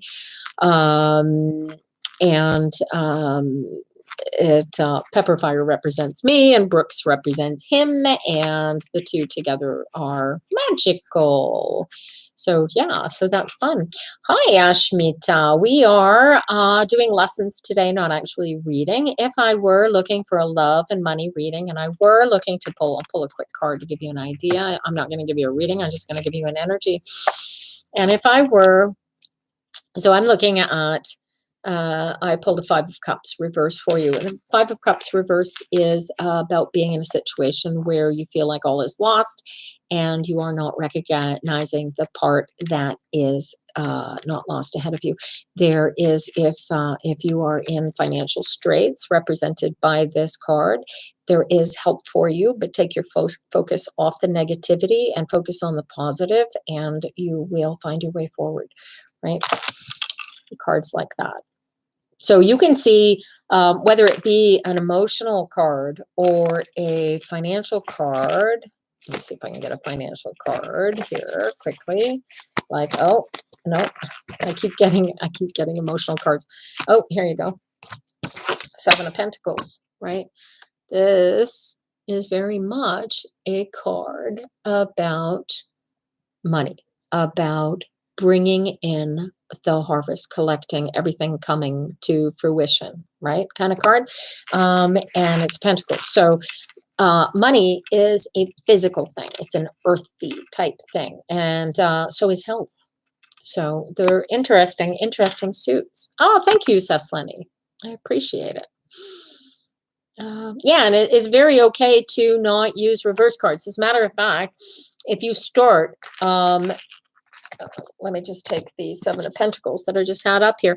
The Seven of Pentacles, whether it's upright or reversed, when they're laying upright, okay, is going to be determined by the cards on either side. So, for example, if I have a Seven of Pentacles and the card preceding it is the Star card, which is a positive card, and the card following it is a positive card. So I got the Queen of Wands here, and it kind of looked like this.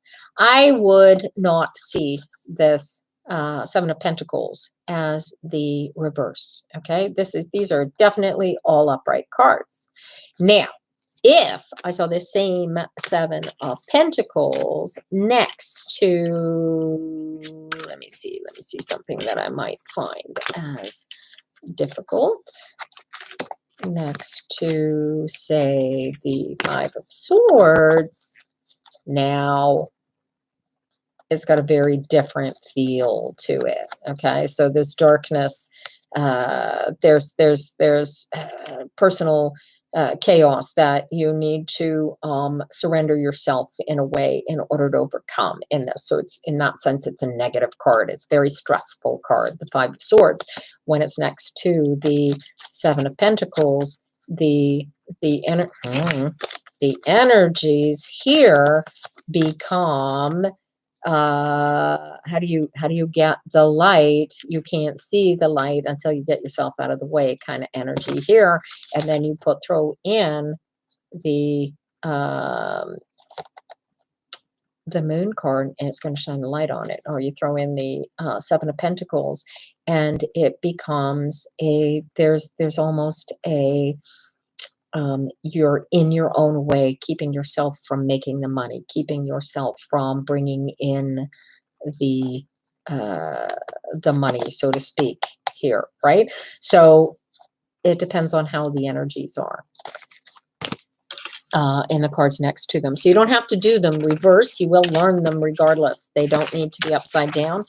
I like doing reversals because 78 times 2 is, it's a lot more cards, and it gives her a lot more work to work with. Hi, Trans Lesbian Witch. How are you today?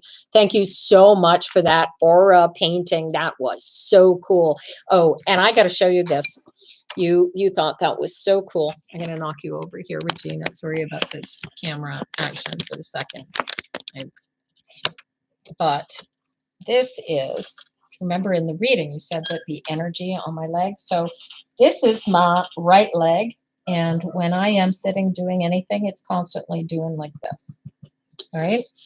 I'm stimming on it. So I'm wondering if you picked up on that in the aura reading. I thought that was so cool, by the way. See if I can do this. Sorry, Regina. I hate to do this to you with the camera. I need a better camera than that. There. Is that going to work? Is that going to stay in place? There you go. Hey, where are we? Matter preference. Go what feels right for you. Yeah. And it's much easier to memorize 78 cards than 140, 156, right? Ace of Cups and Lovers. Yeah, absolutely. Self-love. Ace of Cups is think of it energetically as the beginning of, think of it like the spark of emotion, right? It tends to be a positive card because it doesn't have it has all of the potential and none of the drawbacks, so to speak. So it's going to have that at its base. You throw the Lovers into it, and all of a sudden you've got energies coming together it could be a love thing. I could definitely see it as self-love.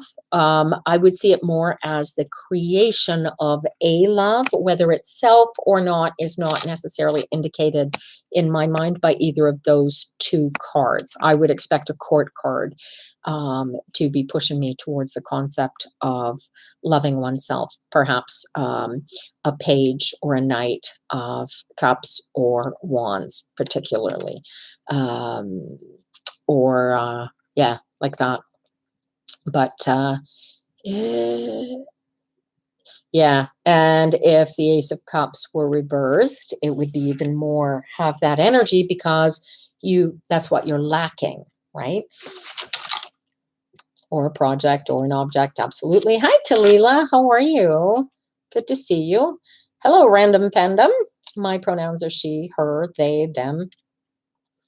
Hello, Leslie Ann. Good to see you today. Yeah, I love her. I so did. That's so crazy that you picked up on my stem. I have never seen anything like that. That's so cool. Oh, well, I hope you take advantage of the exhaustion and you rest yourself well. Going bare, you can't walk barefoot on the grass around here. It's soaking wet. You would get absolutely drenched. Hi, Claudia. I'm not reading right now. I might use a card for you for an example for a conversation here, but we're teaching cards today. And for those of you who would prefer to watch this on YouTube, it is available on YouTube. And I believe it's at /Pepperfire. Or no, that's probably /Pepperfire Tina. Same name as here in TikTok, but you can watch me there. Although TikTok has the better camera for the moment. I am going to get a better camera for my YouTube though, because it's the same camera for my Zooms, and for some reason it's a hideous camera. Love of new business, new interest. What were the two cards? It was an Ace of Cups and the Lovers, right? So I would think if it's a business, it's more of a partnership. There's two people coming together, right? So it's the Lovers. It's because those two energies are really connecting and really being together. It's almost, if you look at the card, there's a third energy bringing them together. So it's almost inspired in that sort of a sense. Yeah, definitely a new something coming together. So partnership could be a business, could be a love interest. I usually see two of cups. I will see more often for lovers coming together as a relationship. 6 is it's a different oh, well, excellent, Jacqueline. Which deck did you get? No, you don't need to cleanse them unless you want to. They're your deck. I will tell you right up front, you can practice doing all the tarot ritual and whatnot at the beginning, and your cards aren't going to get insulted or pissed off at some point in the future if you decide that you don't want to do the ritual anymore. I have Asperger's syndrome, so the very idea of remembering to cleanse my deck ever, well, my grandmother never cleansed her deck, so it's not something I was ever taught to do.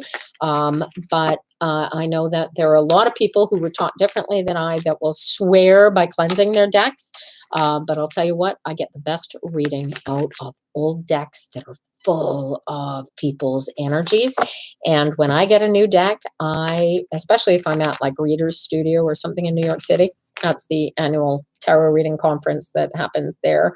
If I go there and I get a new deck, I will go around and I'll go, Mary, here, shuffle my deck for you. And she'll infuse her energies into my deck. And I'll have Rachel Pollack infuse her energies. And, the Amber Stones will infuse their energies. And then I walk home with this brand new deck that has been shuffled by like about 100 people at the conference. And it's got a whole whack of energies from all kinds of people infused into it. So it starts off, I would never cleanse a deck, not even if I got it from a total stranger.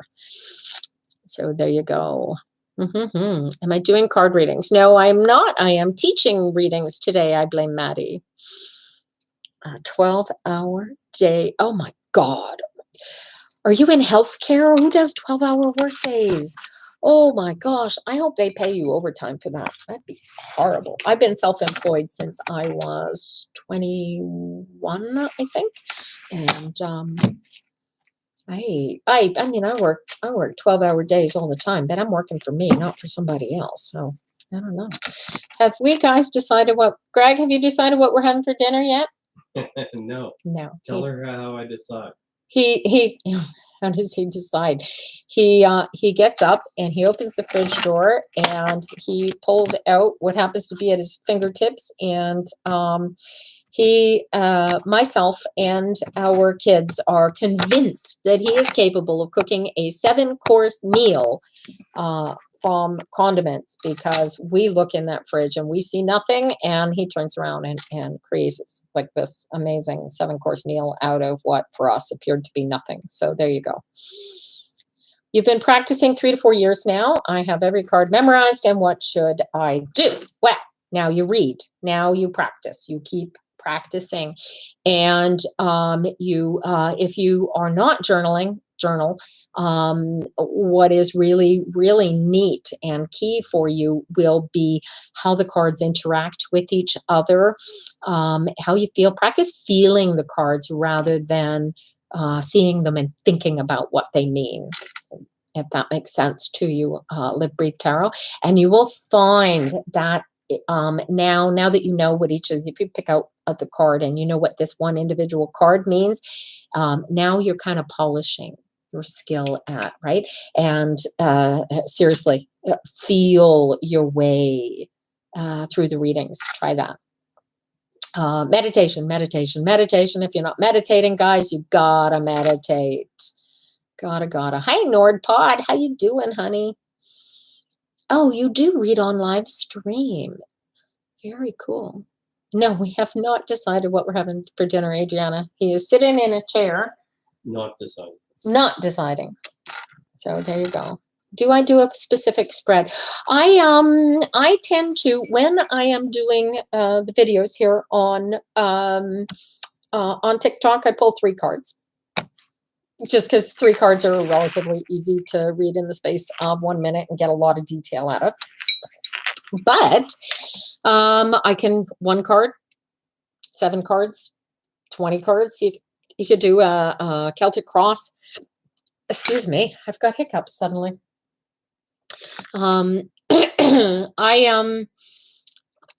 do spreads occasionally. I have an energy spread that I do that requires me laying out the entire deck on the floor, because there isn't a table big enough to take the entire deck the way it's laid out. My year, and I didn't do that this year because of the pandemic. But normally at the beginning of the year, I'll do a reading of 3 cards for each month and lay them all out. And so it and then each month has its own reading, and then the leftover cards create an overall picture of what whoever I'm reading for needs to focus on. But that's not a reading for just anybody. I would do that for my kids if they wanted one, or for myself. But 3 cards is easy, but 1 is how to start. Yeah. Angels, Answers, Oracle. Ah, I see. So it's okay if I decide not to continue with the same deck. Absolutely. Absolutely. If you pick up a deck, right? When I started, I was using playing cards, but then I had no idea that tarot even existed yet. So when I discovered the Crowley Top, and I picked it up and I started playing with the cards, it was all of a sudden, it looked like it was like the difference between black and white cinema and full color videos when they come out. If that makes, if you get the difference, it's like reading with a Crowley Thoth. I get energies and I get speed and I get hard versus soft, and I can feel my way through these cards. Whereas with the Rider Waite, I don't get any of that. It's like reading with playing cards for me. So it depends on the deck a lot. Alcohol seller. We sell alcohol 10 o'clock to 11 o'clock. Hello. I don't know how that works there, Talila. That's cool. Oh, you're welcome. Like Breathe Tarot. Keyboard keeps changing your words. Not your keyboard. It's probably your browser. Mine keeps doing that to me. It changes me. You want to see my house? You don't want to see my house. It's a mess right now. Can you make your own spread? Yeah, absolutely. It's allowed. A lot of people will take the cards, and depending on what they want to do, they'll create like a series of questions that go with what they want to create the spread to create. And then you tell each of the positions in your spread what they are going to mean, and then you read them. And what you can do, what a lot of the girls that I've seen would do, is go, hey, what do you think of this spread, guys? I've just created this. And then a bunch of us will sit and we'll run the spread. When we go to the tarot conferences, and if ever you guys get a chance, you want to really have a weekend full of blow your mind tarot, go to one of these conferences. And that is where you're going to get some kind of intensive training. And very often they'll come in and they go, okay, guys, here's the spread. Here's what the cards mean. We're all going to do this. And it's going to be something funky and cool. These workshops that these people put together, absolutely incredible. But there you go. Oh, Talila, everybody was a newbie at some point. So welcome. Do you need to protect yourself before practicing? Depends on you. Okay. I live in existence of protection. You can't do anything to me unless I choose to allow you to do something to me. I have yet to meet anybody who could do much more than intimidate me until I wrap my head around what's wrong with why I'm allowing them to intimidate me. But I'm the most powerful energy in the universe, and I intend to stay that way. I highly recommend that you learn to be the most powerful energy in your universe, and then you won't need protection either. If you are the sort that requires some sort of ritual, you can use salt. Salt is a really good thing. I've used it for all sorts of ritual, for creating a protected area. We were talking about moon water earlier. Salt has a similar kind of strength to it for protection. And you can put salt around the perimeter of your office or your house, or just even around your chair, and use that for protection if you need to. But it really depends on you. It's what you want to do. And if you either remember to do it every time you do it, then it's bonus. Absolutely hated us because our kids go to Catholic school. Really? Witches are fun things, Leslie-Ann. I got my nickname Demon Goddess from one of the nastiest human beings I have ever met in my entire life. He calls himself a witch. I call him an asshole. Just because they're a witch doesn't mean they're spiritually grounded in any way, shape, or form, right? Somebody using love to cast spells is going to be a way more powerful witch than anybody who embraces hate or negative energies as their process, right? Spells are easily blocked by not believing in them. Easily. Curious, the pairing of the Ten of Pentacles and the Tower. Oh, there's some info. That's some heavy duty energy. Okay, so here's this is the Tower. This is intense. We were talking about the double cycle of the major arcana, and the Tower coming at in the second half of the major arcana is sort of serious. It's an 8 though when you reduce it numerologically, so it's forward movement. It's also a 7, so it's chaotic in its energy. And what's really cool about it is the meaning behind the Tower is that something that has had a great deal of energy and thought and power into the creation of it is about to be karmically rewritten. Okay, so this is the card that you're going to get when specific belief systems are being shattered, right? This card is really, really intense all by itself for me and a lot of the readers that I know personally, especially because as we were cycling closer and closer to 9/11 back in 2001, the Tower kept coming up in people's readings. And we were discussing this, like, anybody else got the Tower chasing them around? Why do I keep getting the Tower? I don't know. There's something big is coming. And we'd watch it cycle its way closer and closer into the now of the energy. I'm looking for the Ten of Pentacles. And on 9/11, every single one of us got it in some reading or other as the, like, this is what we're facing. And I think that because we were all tarot readers, there may have been a little bit of ease with which we could feel the change of belief, right? Think about the energies of this card. The day before the towers fell, everybody felt safe and comfortable, and democracy was the thing, and we were living in the greatest nations in the world here in Canada and the United States. And the very next morning, we were sitting here petrified, wondering, oh my God, what is going to happen next? So we were all sort of knocked off that belief that we were all safe and secure. You take that energy and you throw it into the mix with the Ten of Pentacles. Here's 8, 9 of Wands. Oh, there we are. All right. I like to call the Ten of Pentacles the legacy card, right?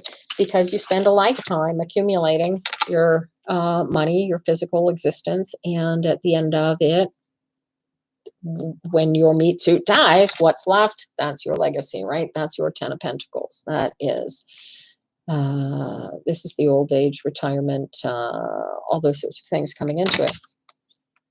This, wow, yeah, Ten of Pentacles, completion. I would kind of see this as a break in the understanding of the solidity of this. If it were this way, it would be, it would depend on the cards leading into it, right? This is a change of understanding and belief about this. If this is your money, if this is your fortune, this could show somebody, the energy behind this would be somebody who has a nice fortune or thought they had a nice fortune, but Bernie Madoff just made off with all of it and they got nothing left. Do you see that energy there? Right? So it's about, that's two heavy duty powers coming together there. I believe in that kind of stuff. No, I don't believe in negative energy at all. If you want to clear her energy, holy cow, these things are not staying up here today. Whoops, how did I do that? Ooh, Sorry about that, you guys. A little close for comfort. But yeah, salt is going to be your best friend.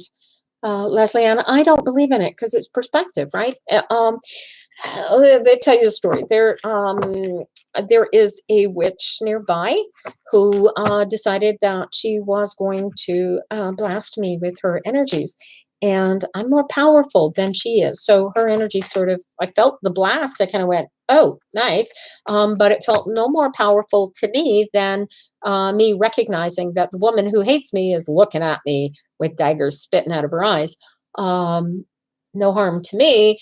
The harm comes in that she is trying to put negative energy onto me. What you put out there comes back tenfold. So if you're focusing negative energy on somebody, stop it, because that negative energy is going to come back to you. All right, I gotta get a better camera there. Does that make sense? You want to clear it, do a meditation, take your personal power back and make your personal power stronger than hers. And that's really the best way to do it. Makes sense. Simple, old school. Salt is the best thing. Fill a hula hoop with salt, portable protection. That seems like a ridiculously. Oh my God. Oh, I will never look at hula hoops the same again. Robin, thank you so much. That's hilarious. What's Greg's favorite food? I think conch salad. Maybe conch fritters, or maybe my favorite food is my very next meal. He says his favorite food is his very next meal. He became a cook because he wanted to be in control of what he was going to get to eat, and he didn't think anybody else would cook for him, so he took over the cooking. He was very young when he did. Hi, Gabrielle. How are you? Good to see you. Oh my God, I love the hula hoop. That is hilarious. All right. How much is mind over matter? Mind over matter is everything, right? If you think about it, right? Thoughts are things. And in order for a thing to become real, you have to put effect into the thought. If it's just a thought, it has no power. But if you give it power by accepting it, that's when the matter takes power over the mind. Does that make sense? Very powerful tool. 19 pence first, then tower. Yeah. So yeah, it'd be 10 of pence, or even 9 of pence. 9 of pence is different. 9 of pence is not an ending. It's the suit in its complete power, but it's not over. It's still ongoing. It's still coming in. So that'd be like the guy who the energy of the 9 of pentacles. Think of, the one-armed bandit at the casino, and you pull the arm down and it goes ding, and it goes ding, ding, ding, and jackpot, and all of a sudden the money starts pouring out the bottom, and it's coming and it keep coming. That's the 9 of pentacles, right? A 9 of cups is similar energy, but it's emotional as opposed to physical. Do I meditate daily? I do what we call mindfulness living, Celestine. So technically, I'm meditating 24/7. If you've seen my qigong first thing in the morning, that's my physical meditation. That is, oh my God, that is my balance for the day. I don't even need to think about getting out of my head. So at least 15 minutes, and usually I do a bath meditation. That's another 15 minutes towards the end of the day. That's a completely different kind of thing. My qigong teacher would like me to do qigong 4 times a day, so he'd like an hour a day. Yeah, it depends. It's got to be up to you to decide, right? If you're going to do meditation, you got to do it, and once you realize the personal benefit to it, then you're going to decide how much you need based on how plugged into, connected to the energies you want to be in that. Reader's Studio usually takes place in the spring, usually right around Easter. And to my knowledge, because of the pandemic, it didn't come off last year, obviously. And to my knowledge, it's not coming off this year either. Yeah, right around Easter. There's another one for those of you who are in Canada. There's year before last, they did the first Love and Light conference here in Montreal, and that was done on the West Island because it was primarily English teachers and stuff. And Kingston does a tarot conference, which is Tarot and Lenormand, in early November, and planning on being at that one this year. And I know for a fact that who did they tell me had already booked as one of the keynote speakers this year? It was somebody exciting. Anyway, I'm hoping that very often, if you'd been year before last to the Kingston conference, Mary came up, and who else was here? Lori Lytle was there, and all of the big names from Toronto come down for that one. Sometimes Rachel Pollock comes up. She was in bad health year before last, though, so I was surprised to see her at Kingston. But is it Kingston or Montreal? One or the other. I don't remember. Anyway, yeah, lots of fun. So, but it's not cheap. I'll warn you ahead of time. You're paying something like $150 to $200 a night for the hotel. And then the conference itself, and it goes from Thursday through Sunday, and most people stay over the Sunday night and arrive on the Wednesday so that they can be there on the Thursday for the Thursday day. But it's not cheap. It's usually about a $2,000 expense for me. So there you go. And I keep messing up the camera over here. You get to stare at the bottom of my chin. I got to figure this thing out so that the YouTube isn't so bad. Good thing Regina is the only one over there paying attention. I wonder who the second is. Your son's in New York. See, now they are right near LaGuardia Airport. So I don't know where your son is.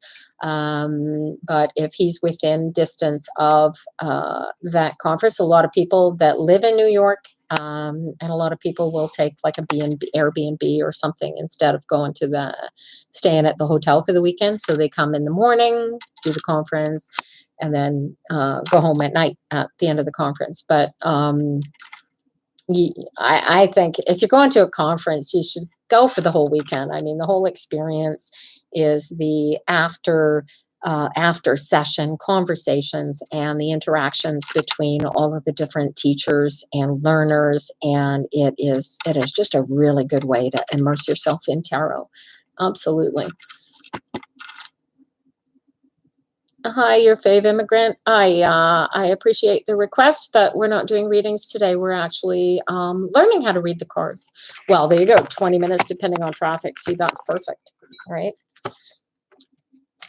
One of the guys that works as a volunteer every year at a Reader Studio, he just lives around the corner from the hotel. Fort Apache, the Bronx, somewhere around there, whatever they call it. It was Brooklyn. I don't know what they call it. Anyway, it's New York City, LaGuardia Airport, and yeah, pretty cool. Apparently, it's the same neighborhood where their ex-president is from. So yeah, where's my husband? He is sitting on a chair behind me. I don't know if you can see him. No, you can't see him. Maybe if he waves. Can you wave? Yeah, I can wave. You can't see him. Yeah, you can't. You can. He's down here in the corner. You can't see him. He's behind me though. He's sitting there, comfy, in a chair. He says he's nobody. He's my nobody. My favorite number. 4 of Cups reversed. Justice. How would you interpret that? Just looking for outside perspective. 4 of Cups are disruption. And when it's sitting next to the Justice card like that, think of the Justice card as the first step into the latter half of the major arcana. So it's the moment when you know. if that makes sense. So with it next to the Four of Cups, especially with the Four of Cups reversed, I would see those two energies sitting together like that as you really not caring about the emotional stability of the situation, because you know that everything is just fine. Kind of see the energies that way. Yes, Queens, that's it. Yeah, Queens, Astoria, it's all the same area, right? Little, I don't know. New York City, that's all I know. It's near the airport. Yeah, LaGuardia Airport area. Like, if you look out the hotel window, the airport's right across the bridge, like right there. You can't miss it. Anyway, it's my it's one of the best conferences. There's San Francisco Bats. There is and that has not come off in 2 years because Thalassa, who runs it, has not been doing really, really well. There is another one out on the West Coast, or the Wet Coast, depending on how you call it, up in Seattle. But I don't know when that is or who runs it. And there's another one in Florida in the fall, and I have never gone down for that one either. But there you go. And hi, BC. How are you? Loving myself again. If you know of any tarot conferences in BC, let us know about them. But I don't know of one in BC. The only ones in Canada that I am aware of are the Kingston conference and the new Love and Light here in Montreal. Definitely the Wet Coast. I'm not doing any readings today. Spock, thank you very much for asking.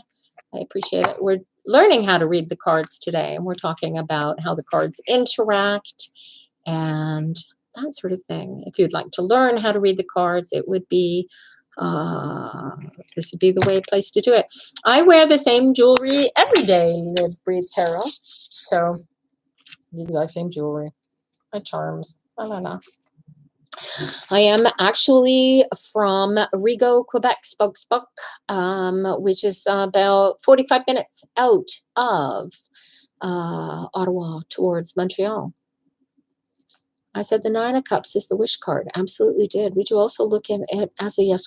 Yeah, if I were asking a question and I needed happiness as the answer, happiness, joy, it's literally what I am wishing for, I am going to get. It is very much a wish card. So, depending on what you're wishing for, careful what you're wishing for, right? You got my Gil out of hiding recently. You have a Gil. Nice. Hello, Eliza. Thank you very much for the blessing. Much appreciated. Jesus loves you too, darling. Is it true tarot readers can read people's energies? Some can, some can't.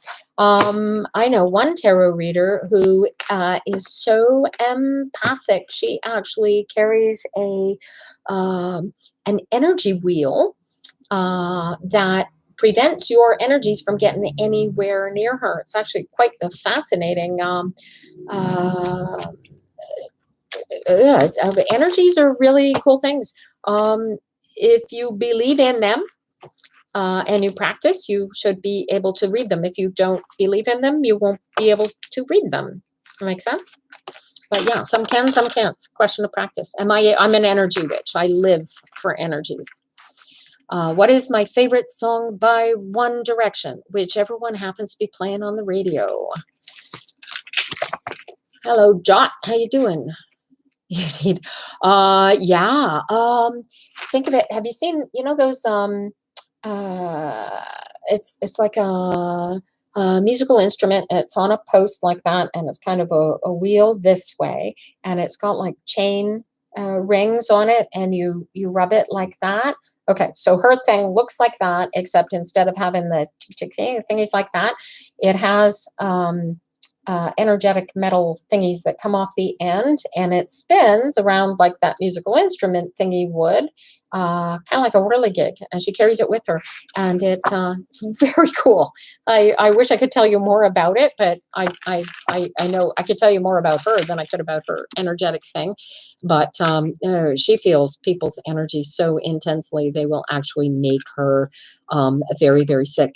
If she's in a room of 200 people and there's just like 2 or 3 people feeling dark and broken in the room, they will drag her down energetically. It's very bizarre.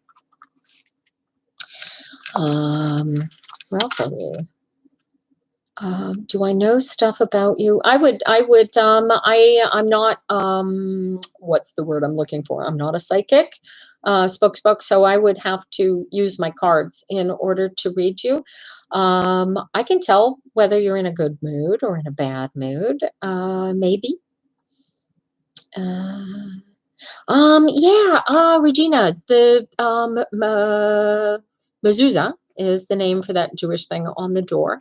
And actually, that, I don't know if you know this, but the mezuzah, inside of it, there's actually a piece of scroll with Hebrew blessing on it. And that's what's inside of that. And then they walk in and they, when you cross the threshold into and out of the house, there's an energetic passing of energy between the mezuzah's blessing and yourself. And that's as close as I get to that Jewish theology. But I think that's very cool. Magics are very, very cool things. Oh, could I expand on Rider-Waite? Rider-Waite is a perfectly painted tarot deck. It has all of the archetype that you want to learn, that you need to learn if you want to read tarot. It's got all of the astrology and all of the energies and stuff. I just don't read. I don't read well with it. The other Marseillais, which is a whole other different type of tarot decks. They look, if you are used to reading with playing cards, you can switch over to Tarot de Marseille relatively easy, because the pips cards, what we call the minor arcana, so the suits, all of the pips are very similar to the playing cards, so it's an easier transition. And I have a hard time reading with those as well, even though they are that close to playing cards, because I just don't see the energies the way that I do with certain tarot decks. Certainly with this deck, with the Thoth, the King's Journey deck is fantastic. Everything James Battersby has ever put out into the tarot world is absolutely brilliant. Ciro Marchetti. Here's a real cool set of decks. This guy came on the tarot scene, maybe not even a decade ago, maybe a decade at this point. He came out on the tarot scene with his first tarot deck from a lifetime in marketing. And he took his skills as an artist and he painted his first tarot deck. And he was really meticulous about learning what it was that he was painting, because he wanted the deck to be really, really good tarot, right? And needless to say, he has painted some incredible tarot decks, great energies, great powers. The trick is finding one that calls to you. You get a deck that's way too dark and way too deep for where you are. Like if you're an airy fairy living in your head chakra kind of person, you're going to have a hard time reading root chakra decks. You might find actually fear and anxiety in trying to read a Thoth deck. Right? Being an empath can definitely be draining. You can practice doing flow through, though, loving yourself again. Meditate on fill yourself with the energy that you pull from the universe, and make sure that flow stays open, and then it doesn't, that drain of the energetic vampire kind of thing, it ceases to exist, because you're constantly being replenished with the energy of the universe, and so that doesn't come anywhere near you, if that makes sense to you. My hair is so full of static, it's making me crazy, but it's as practice. The nail on the door thing. It is a very cool thing. Able to guess my exact mood. It's scary. A lot of tarot readers are very empathic, and guessing somebody's mood is can be done just through psychology training. Too, you can guess how somebody's mood is just by looking at their body language. So, some of us will use those sorts of things in readings as well. You have to watch for that. One of the things that I discovered when I was practicing cold readings, because I wanted to get me out of the way, I really wanted to hear the cards. If you can get yourself out of the way, that's one thing. Getting the person you're sitting for out of the way, that's a whole nother something. The French. You're talking about the Marseille Rosemary. Oh, well, good. Loving myself again. Then hopefully this will be a good place for you to hang out. I am all about my spiritual journey through this meat suit existence, and I plan on winning. So I like to joke that when I'm really, really in control of the magic, I'll be able to put my hand through a wall. I don't know if that's quite what I'm aiming for, but that's the power of the magic, is to be able to control the entire universe at the energetic level, and then the world is your oyster. Hey, Phil, I've never been with a fella named Phil, so I am definitely not your ex. But thank you for asking. Hi, Kamal Cow or PR Canada. Nice to meet you. Queen of Swords just jumped out. Oh, wow. Queen of Swords. Anytime a card jumps out twice, I'd be paying attention. I wouldn't be surprised that the energy of that Queen of Swords is trying to give you a message, telling you to think about what you're doing. It's very definitely a thought card. I don't know what you were thinking as you were shuffling the cards at the time, but the Queen of Wands very, very often comes up. Queen of Swords, sorry. The sword in her hands is very often going to present very much like sometimes like a pen, sometimes like a knife or a scalpel. In this place, because we're talking about learning to read the cards, I would expect that the message is to get it into your head, memorize it. The queens make things real. So if you really want to know the tarot, you really want to use it, the best way to do it, first of all, is memorize what each of the cards mean. And second of all, practice how the cards mean to say what they say, right? So I would definitely read it that way if we were talking about it. Oh my God, Regina, that's almost a brilliant idea, except for me. Those dryer sheets are riddled with molecules of lavender, whether or not they smell like lavender, and lavender is toxic to me. So I'd be like Dorothy in the poppies in the Wizard of Oz. And by the time I got halfway through my day, I'd be passed out on the floor, and you'd be like, oh my God, she just went out just like that. I don't know what even happened. It'd be lavender in my hair. I'd have no static though. That's a great trick. Hi, Red Grad Ivy. I'm very well today. How are you? My ex claims to be in the room. He is in the room. What? No, my ex is not in the room. My ex is dead. I swear to God, we cremated his sorry ass and we buried him over 20 years ago. Okay, maybe not over 20, exactly 20 years ago. February something. I don't remember what day we buried him, but it was February 6th when he died. My little boy was 4 and he is now an adult. Queen of Spades. What was he, 5? He was 5 going on 6? How old was Marshall when I met you? He was 6, eh? No, he was 5. Yeah, it was just before. Yeah, so it was just before his 5th birthday. Queen of Spades, similar to swords. Yeah. If you want to see, you're gonna see spades as swords. Always attribute the same suit. Don't start trying to memorize them and then switch them. you'll discover that certain decks are painted where wands are air and swords are fire. I go with swords are air and wands are fire.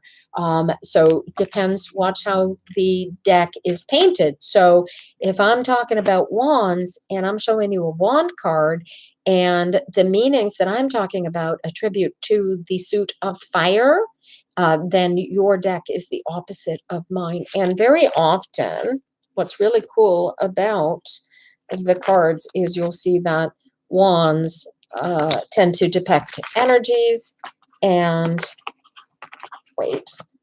energies, right? And energies, whereas swords are all about thoughts. And of course, I can't find any of the swords, right? Right? Queen of Swords, right? Make the thoughts real, right? And in a deck where they're reversed, the energy will be around the swords instead of wands. Does that make sense? How do they feel about me? I love questions like that. Asking, how does somebody feel about you, is totally the wrong question to be asking tarot, because tarot very, very often will tell you exactly what you might want to hear. For example, when you're reading about a relationship where you want, oh, is this guy good for me, right? And the cards will tell you, oh, he's great for you. Except what it means that you are going to learn so much spiritually by being with this guy, even though he's a total creep, that you're going to grow. So be careful with where the tarot sends you, especially when you're reading for yourself, right? Those energies are really intense sometimes. Oh, Radgrad Ivy. Well, good. I hope you have a very nice sleep. Am I sad that he died? I think I'm over sadness. I was really angry when he died because he committed suicide. I was really very, very angry, especially since he left me with 2 small kids. Yeah, I've got that, Rosemary. I'm brain dead sometimes. Sometimes every time I hear Thunder Road by Bruce Springsteen, then I'm sad. Bawl my eyes out. He used to... this was his song. This was literally, we played for it at the funeral. There's a line in this song while I played. It's about playing a guitar, and he learned how to make it talk. This was my first husband. He played guitar. No, Regina, he hasn't poured any drinks yet. So I told them that when you that the second you put a drink in my hand, that the chat was going to end. And now he's going to get chips and pour drinks. So we're on short time, guys. I'll warn you ahead of time. Sorry. Yeah, swords or the mind, wands are the desire or the soul. Absolutely. Pentacles possess you possess, or the body, and cups I feel, or the heart. Yeah, those are really good ways to see them. The only some people are going to see those. Watch the deck that you read. It's going to tell you whether your swords are air or fire, and there is nothing wrong with reversing them just because it's painted as fire. You can read the swords as air, and it's not going to matter so much, if that makes sense for you. It's your tarot. Don't let somebody else write the rules for you, right? This is your magic. It needs to come from within, because that's where it comes from. These are just cardstock, right? That's not where the magic is. The magic is inside your head, your heart, and yourself, and that's where it's going to pull out for. You need one. I need one too. Hello, Token, the Sami Cat. Happy Saturday to you. Oh, a Merlot and a filet mignon, Rosemary says. You and Greg can have the Merlot. I will have a, I'll have a nice Pinot Grigio maybe. I don't do reds. Too many tannins. They get in. Oh, you got to see me drink a glass of red wine. It's an experience. Ooh, it's quite fun to watch. Hi, Paula. How you doing? I'm glad you made it in here today. Oh, I'm not leaving until I get the drink in my hand yet, Cecily. So you guys got room for a couple of more questions about the tarot before I go.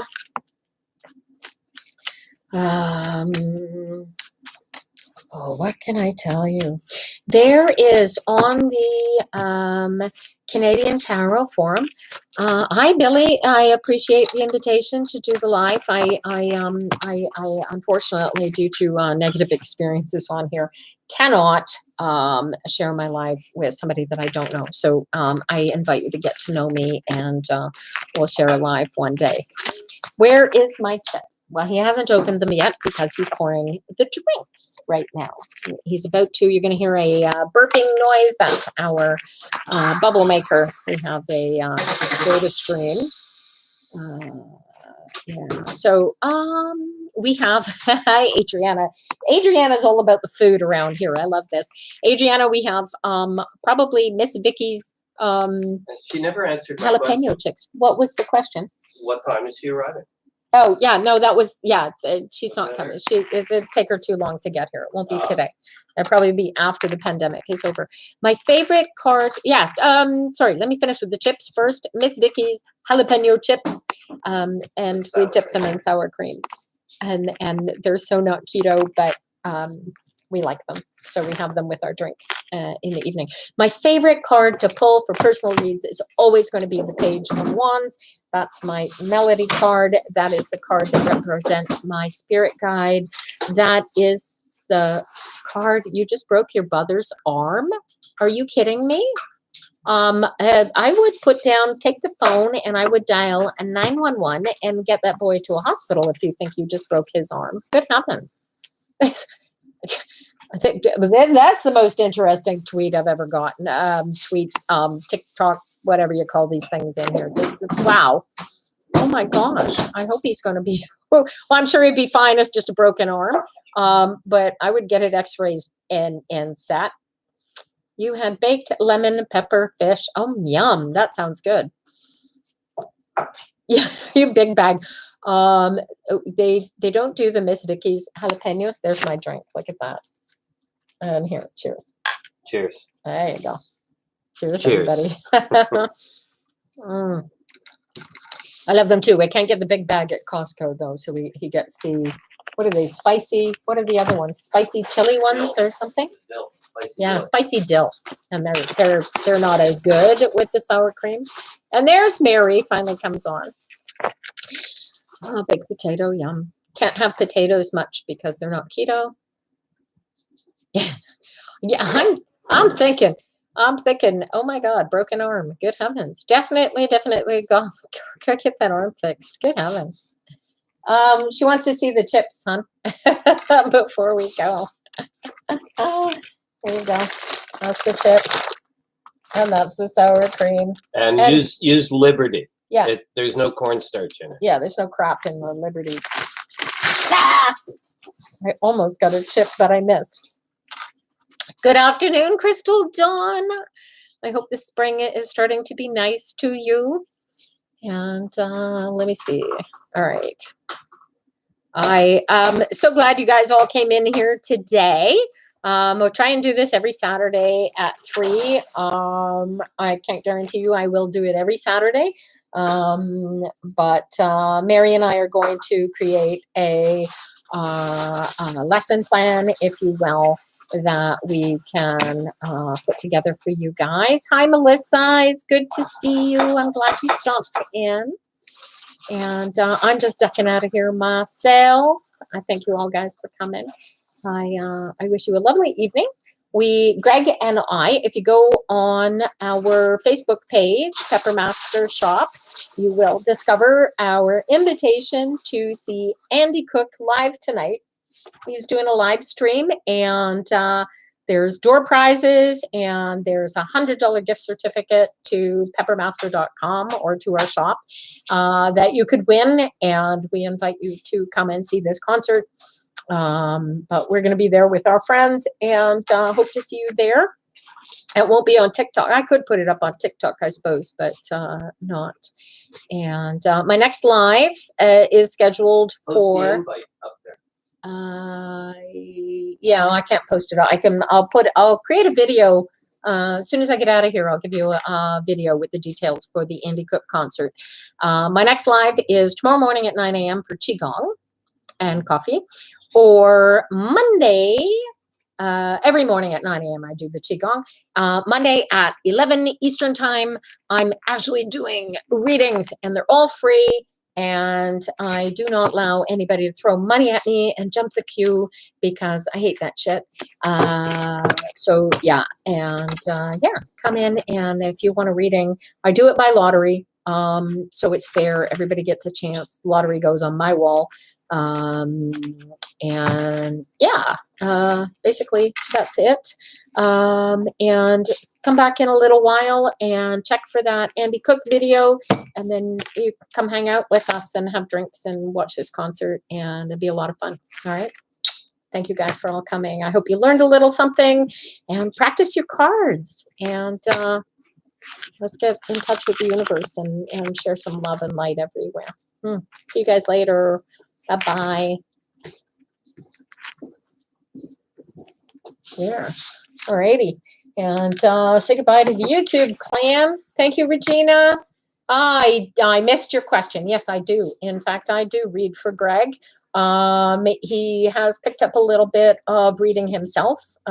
He was reading a little bit before I met him, and he's got better at it since we've been together. So we sort of read together and discuss the cards like that. Anyway, I'm ditching out of here. I'm going to enjoy my quiet time with my husband. Check out the video in a little while for the Andy Cook concert, and come join us this evening for some good music and good times. And I'll talk to you later. See ya. Have a great day. There you go.